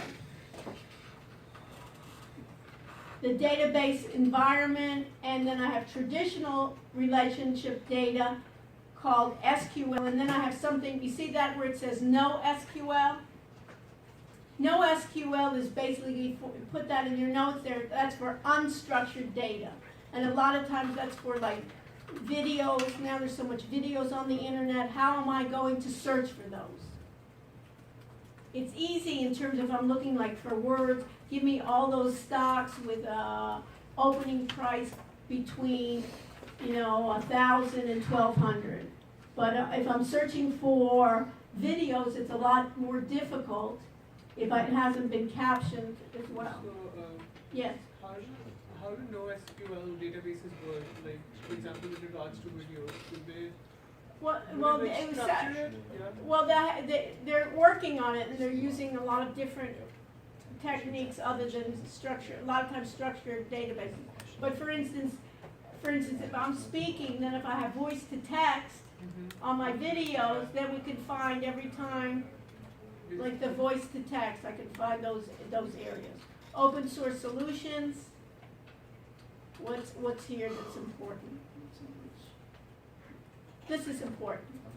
Data warehouse and data mart. So a good question would be, what's the difference between a data warehouse and TPS, a transaction processing system? A transaction processing system, let's say you go to Publix. Anybody been to Publix, Whole Foods, right? I go to the cashier, right, Manal? I scan my groceries, right? Each time they scan something, that can be a transaction. And basically it sets into an inventory, and basically when I buy this bottle, right, it takes one out of the inventory, and then they know later on they're going to fill it on the shelf. That basically is real-time kind of ways. When I'm going to order in e-commerce, right, sometimes have you ever gone to Amazon and they say like 3 left or, 15 left or something like that? That's using transaction processing. You got it? Real time, I want to know what it is. Put it in your notes. Data warehousing and data marts use historical data, not real time. That means that if I have data right now, let's say we're on the e-commerce, what I'll do, like, have you ever seen like Amazon tell you if you buy something, I suggest you buy something else? They're doing that on not transactional data, but in historical data, and they're trying to find the patterns. Everybody that buys these certain books, it looks like then they buy these books. A data warehouse is not a physical, necessarily like a physical warehouse like you store hardware, but rather it's a place, they're on servers, on data that's holding that information. It's basically databases, but historical, that I can ask questions to and I can query so I can get more insights to an organization. For instance, how many people are from New Jersey here? Okay, so it could be the university would say, what are the characteristics of successful students coming from New Jersey? Or after we did it, and so maybe they're not going to ask you in real time, but it may be, maybe where should we then recruit? Are those students from China? What was it about which areas of those students that were successful here?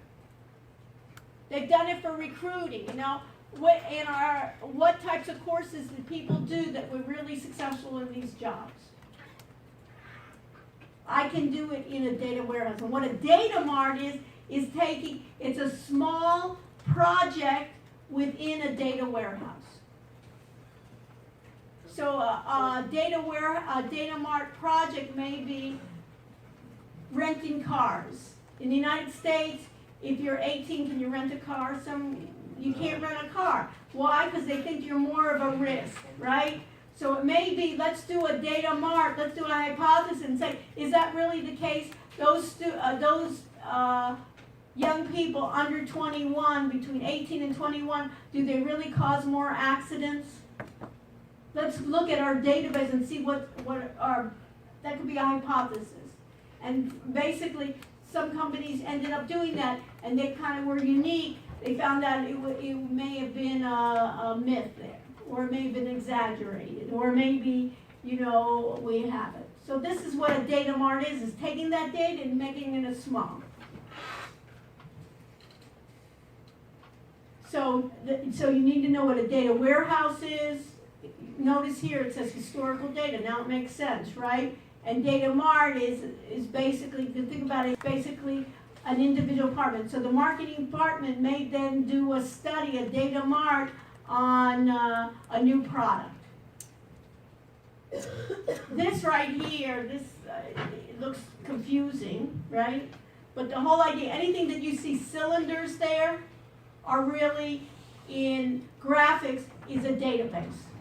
That cylinder there are all databases. And what you'll see along the lines is that when you want to create a data warehouse framework, you take the data, and you see on the blue right on the top right here in the blue, that says, what does it say? It says ETL, extraction, transfer, and load. It means what they have to do is, it's just not so simple. Once I have data from different places, I have to clean the data. And a lot of times on data warehouse projects, the most time is in making sure that the data is clean, the data is correct, the data is complete. So I may have students, but I don't have the correct birthday, or it may be I have some missing records, or I don't have the full address. So that has to be transformed, and once it's transformed, then you can have it into different data marts, and then eventually, what's the whole idea? What's the purpose of this? Is that people will get in the corporation or in the enterprise, get knowledge of making better decisions. If I'm in the university education business, I will then get students that will be more successful here than other places. I will get students that are more satisfied here, so I need to get the right student, the right characteristics. You've been to the university here, this university may not be for everyone. There are certain types of people, they say, I don't want to be in the sun, I don't want to have a lot of activities, I want to have something else. Or I want to do something else. There may be certain characteristics. I do those data marks, they can even do that. How do I retain my students more? But you can think about it, any idea in banking, right? What are my customers? How am I going to, basically a lot of times they want to say is how do I retain my customers? How do I sell more to my customers? How do I reduce my costs? How do I get closer to my customer? How do I figure out what their needs are? Everybody with me? So this is, anybody ever do pivot tables in Excel? Pivot tables in Excel is this. Online analytical processing, they just make a fancy word for it. Just like, object and properties and methods, right? You know it by right-clicking, this is it. These are descriptions of it. Non-volatile means that it doesn't change. It doesn't change because it's historical. Real-time data, does it change? Of course it does. Right? And then these are ideas in a data warehouse. I have to do the same ideas of any data. I have to figure out, do I have good quality? Who's going to take care of it? Who's going to be responsible? Just dumping it there, making sure it's right, is not the way. And then you have cubes, right, that you're going to do data to be able to drill down and say, find me all my products that do well in the West Coast, and then drill down and find out who are my best salesmen. And once I find out who are my best salespeople, then maybe I can get those best salespeople to educate others. Or maybe then these people, the ones that aren't selling well, figure out maybe the product's not so well, or maybe my personnel are not so well. It's just like classes, right? Find me my best students, right? And maybe they can do a better job in helping other students. So knowledge management is how do I figure out how to do the knowledge to get the best practices in an organization. And see here, query language, like SQL, that's what that means. Okay, don't worry about this part. Okay? That appendix I'm not going to ask you about. Okay, so that's 5.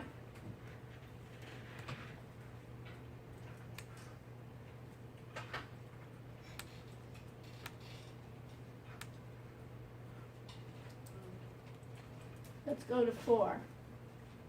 So let's go to 4.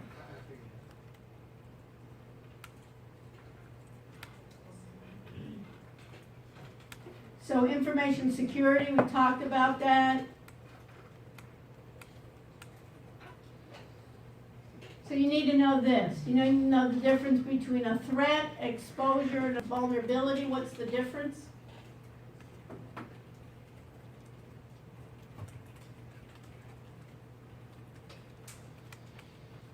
We talked about an unintentional threat, human errors, Social engineering, people schmooze to you, just try to figure out some information.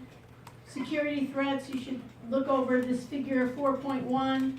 Basically, security, our threats can come from the outside, the internet, or it can come a lot of times from internally in the organization, because internally in the organization, a lot of times, they know the vulnerabilities, right?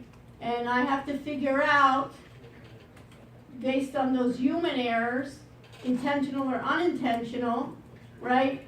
Whether it's careless, basically, my end users always doing what? Clicking on links they shouldn't click on, right? Opening emails they shouldn't be opening, right? Social engineering, we talked about deliberate threats, right? Espionage. Universities are notorious for people trying to get into the network. Because as soon as how many people on the laptops? As soon as you're on the laptops here with Wi-Fi, where are you going through? You're going through the university network. As soon as you're on the university network, somebody tries to get onto the university network and put bots onto your laptops so they can do hacks to other places around the world. They use your computer to do the hacking. And you're not even aware of it because it's in the background. So you can be doing your own work. Have you ever seen, sometimes it's a little bit slow, sometimes your work is you may have basically somebody attaching onto your machine and you're not even aware of it. So here you can think about software attacks. You need to know this. You need to know the difference between a virus, a worm, a phishing attack, or a spear phishing attack.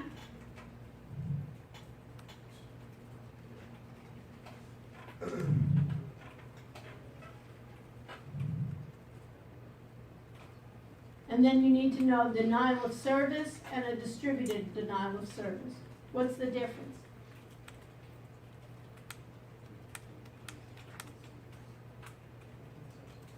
What is it?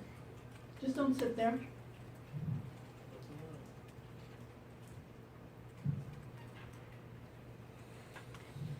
So Jacob, what's the difference? You look it up? I am. Good.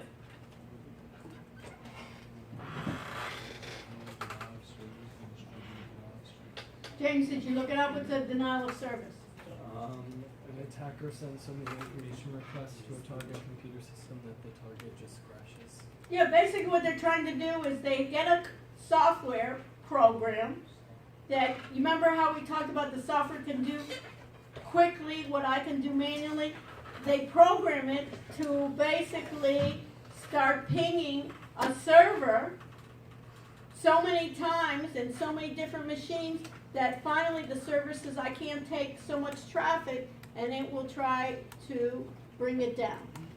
Distributed denial of service, now would be what? That I'm going to distribute it along the network, and rather having one concentrate, I could have it come from around the world attacking, let's say, the Google server or an Amazon server or the School of Business server.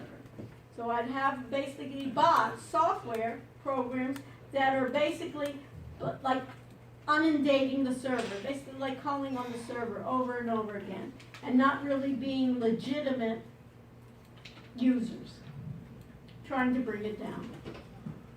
You need to know these attacks by a programmer developing a system, basically trying to put in software attacks that may happen later on. When I have an employee that I fire, they may put in a logic bomb that says, after 3 months I'm gone, go ahead and take down the system, so they don't attribute it coming from me. Or it may come from a backdoor, it may come from somebody opening up a program. Key loggers, basically I can put a key logger and basically capture what you're typing and get it remotely. So when you're putting in passwords, you know how you have the mask with the asterisk? By the key logger, I'm seeing the real keystrokes you're doing, not just that mask of those stars, those asterisks. I can track. This is key. Risk. We have risk. We have risk when we wake up in the morning. There's risk. Cross the street, there's risk. Get in your car, there's risk, right? You come to school, who knows what's going to happen? Who knows who's going to come into the door here, right? There's risk everywhere. But if you want to live, you're going to deal with risk. But what you have to do is you have to analyze it and try to do what? Mitigate. I lock my door, right? I lock my car doors. And all of a sudden, the other day, I was coming to class on Monday. All of a sudden, I look in the back of my car, and it looked like, I swear to God, it looked like somebody shot a bullet through the back of my car. And my whole side of my car on the driver's side just was shattering.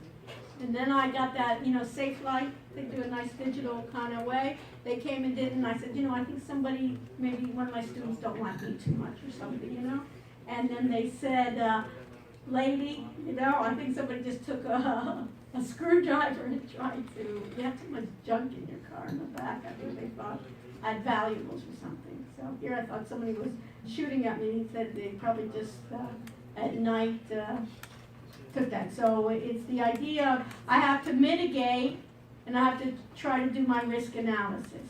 So basically, organizations and we as individuals have to say, hey, we're willing to accept a certain amount of risk.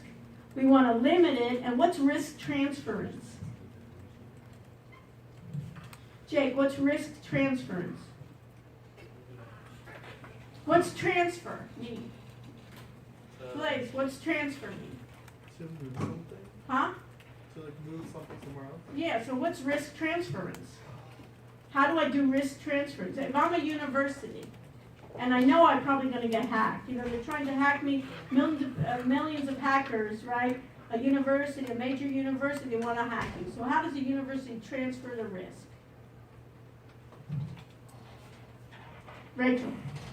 Insurance. If we get hacked, right, and and we have to restore all our computers, it's going to be costly, right? Or somebody wiped out our data, right? Or we have to restore the data.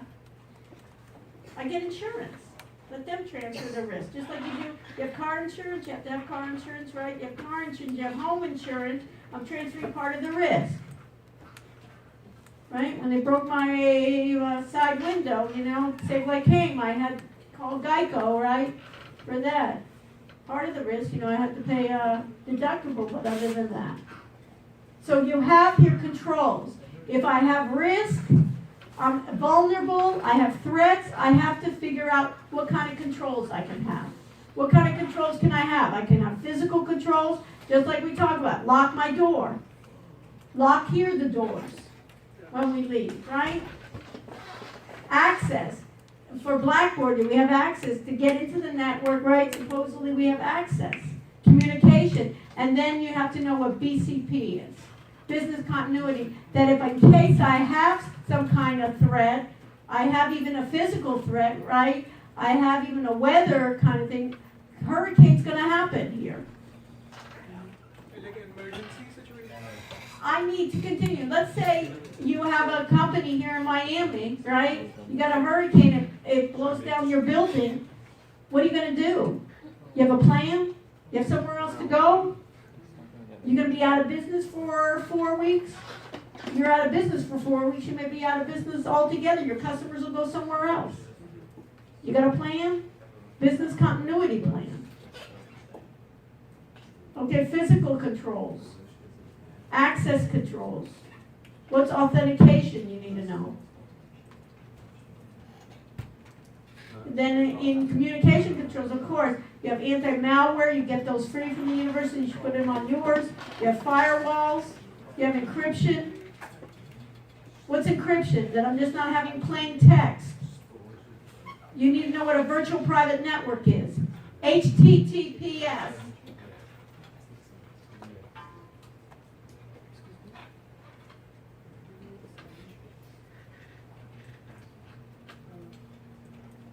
Professor, Yes. was there a sign-in sheet? I don't know. Did somebody start one? James, did you start one? started one. You started one? Okay. Yeah. What are you putting on there? Your My name. name and signature. And that's it? Well, and what was the homework? Blockchain? Blockchain completed, yes. Yeah. A lot of you put yes, and when I check, it does not have integrity.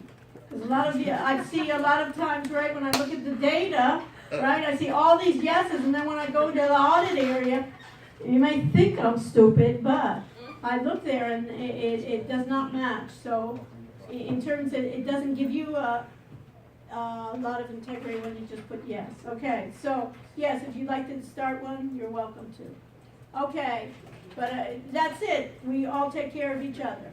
Okay, so good. So you're passing it around? Yeah. Okay.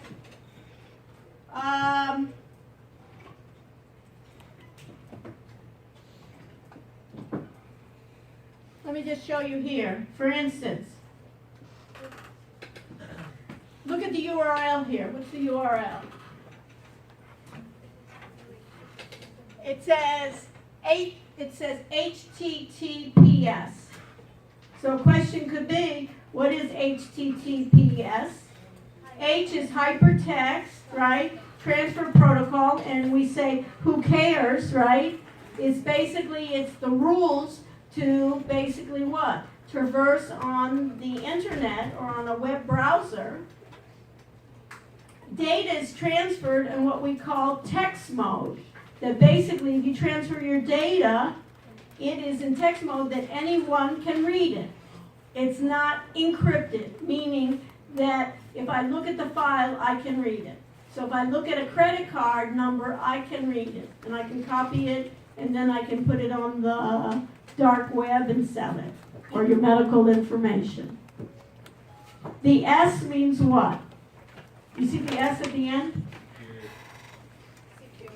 Secure, or socket, SSL for secure socket layer. If you put in your credit card information, at least you want to make sure that you see an S there.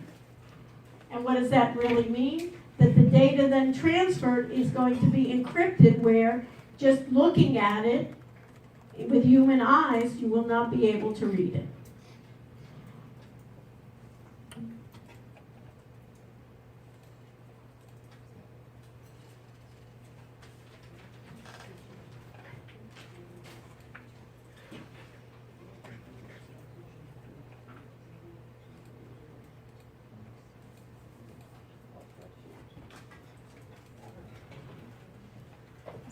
Yeah. I have a question. Can you just log into a Portal computer and let us see Yeah. data?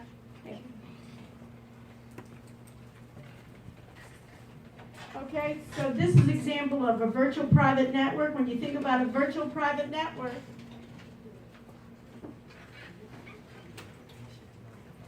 it basically is that you're not on the internet, but rather you have basically that tunnel, so it's more secure.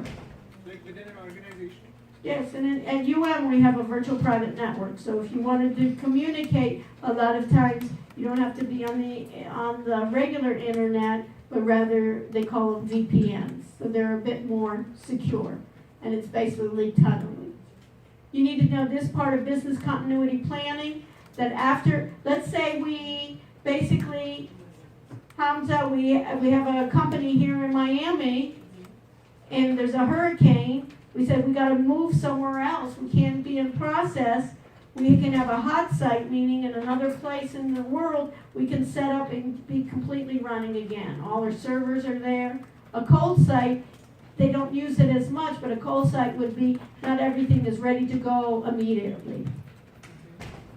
And then you can have people auditing your systems to see, do you have the proper controls? You got the idea?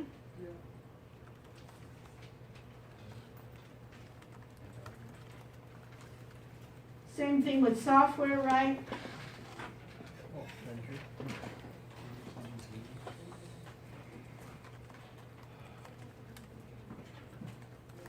This diagram right here. You need to know the difference then between application software, system software, hardware. You need to know open source software.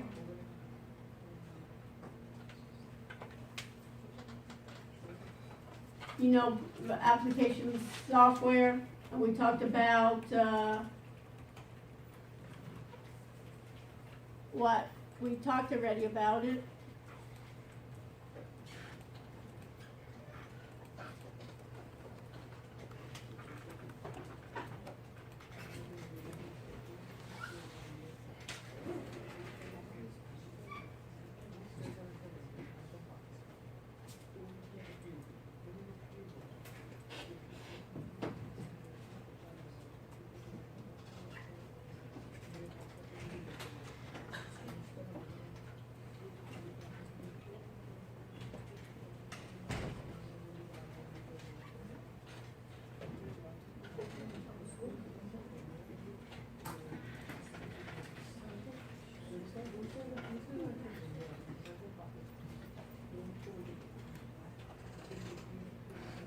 You need to know this, difference between data versus information versus knowledge. What's the IT infrastructure that's composed of components, personnel, and services. So you need to know the difference between data, which is kind of in raw form, information that I put into a spreadsheet, and then when I analyze it, to make it into knowledge.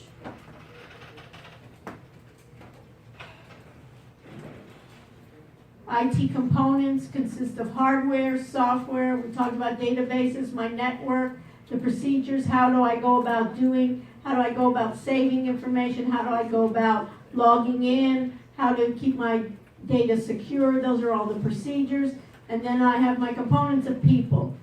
When I think about vulnerabilities, this last one is what I have to worry about as well. Do my people unintentionally do problems for my system? Do my people intentionally do problems for my system? My outside vendors, how reliable are they? What else? Basically, functional area information systems are almost like the departments in the School of Business, right? I have accounting, finance, operations management, marketing, HR. And then here you can see, down here, the TPS. What's TPS? Transaction Processing Systems. Remember, that's before my warehouse. And then I have my different ones. And then what I want to do is I want to give a dashboard to allow, just like in a card, to see what's the state and be able to customize my dashboard for my people. So here's the difference between ERP, which is my entire enterprise, and my transaction processing system. Are we going to study about business intelligence? Pardon? Are we going to study about business intelligence? Yeah. After the break. Yeah, this business intelligence, we're going to talk about business intelligence, we're going to talk about expert systems, we're going to talk about all of this, yes. Good question. What else? I think this is it. Chapter 1, I think, is less, right? That chapter 1 is less. And then there's the hardware, right, that you need to know. I need to know my CPU, my ALU, my arithmetic logic unit, right? I need to know my input, my output, right? All those areas of my hardware.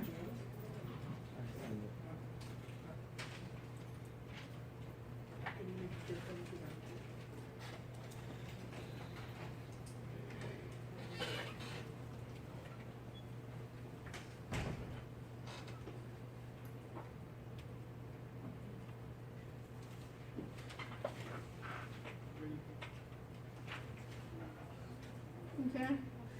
What else? Anything else? Did I need to go over? You got it all? And then chapter, TG1, which is the hardware one. Know all the concept there. Know the difference between ROM and RAM, right? What's ROM and RAM? ROM is what? Huh? Read-only memory. And what's RAM? Random access memory. A lot of people, it's a good thing that they're not an exam today.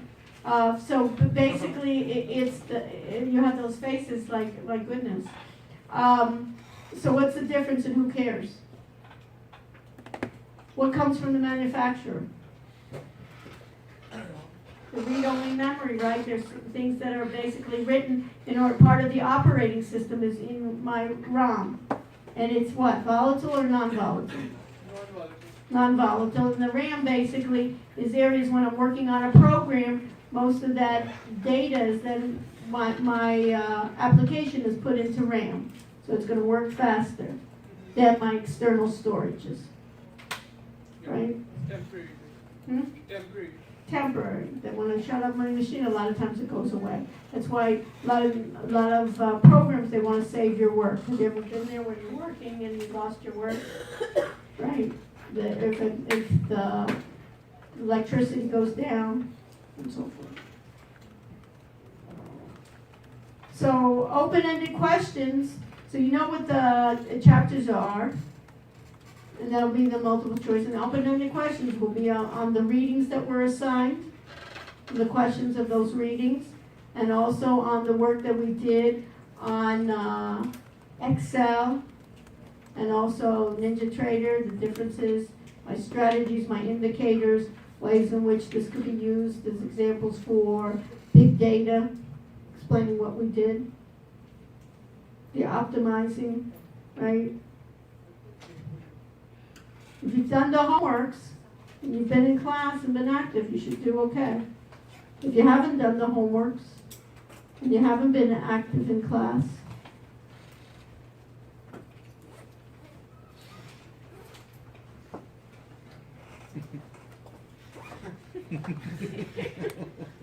okay, so let's do this. Let's wrap it up now. Stay with me if you have questions.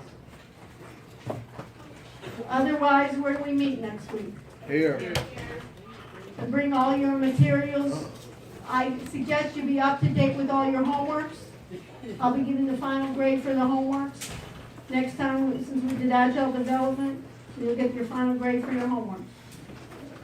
Thank you. My pleasure, as usual. So stay with me.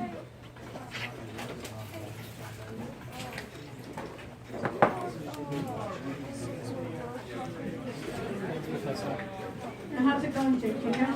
Yeah. Okay. Everything good?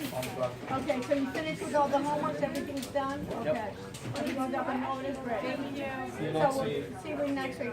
And remind me, James, that next week, before we start the exam, I'll talk about the project. Okay. So that way during even that week, you can start thinking about the project, what we're gonna do for the project. Okay, remind me. Oh, yeah, I can see that, right. Okay. Do you know where the sign-in sheet is? No. Where's the sign-in Do sheet? you know if she posted like, Somebody took it? a live after they done? Don't sit on it. She streams every class. What? She streams every class, Right. and after that, does it save itself? Did you know the schema at the cycle? Yeah. That's where they are. Oh, so they are still there Let's go. Let's see. Because I've never been there, and I was right on the plane when there was the class. And Okay, so let's see. Let's see. No, No, but it always- no, it's good to see. You know what I mean? So let's see. no uncomfortables. Yeah. Well, first I'd start working on what you have, you know what I mean? Rather than, you know what I mean, you don't wanna sit, 20 hours and listen to all of it. So let's go. So where do we go? We go steam it? Steam it at the second one. You have to read the article and Let's, answer. let's see here. So right here. So it's here, Oh, okay, there's the date, yeah. and then you can see right here. There's a leaf. Right, so go in here, right. Let's see if it works. So am I working?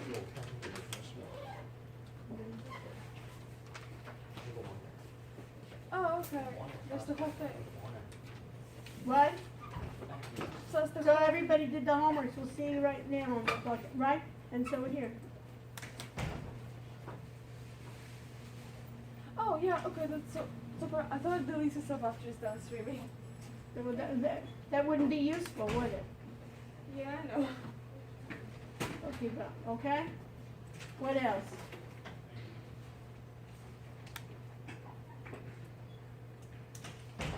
Okay, so let me just stop the broadcast. Did we stop here?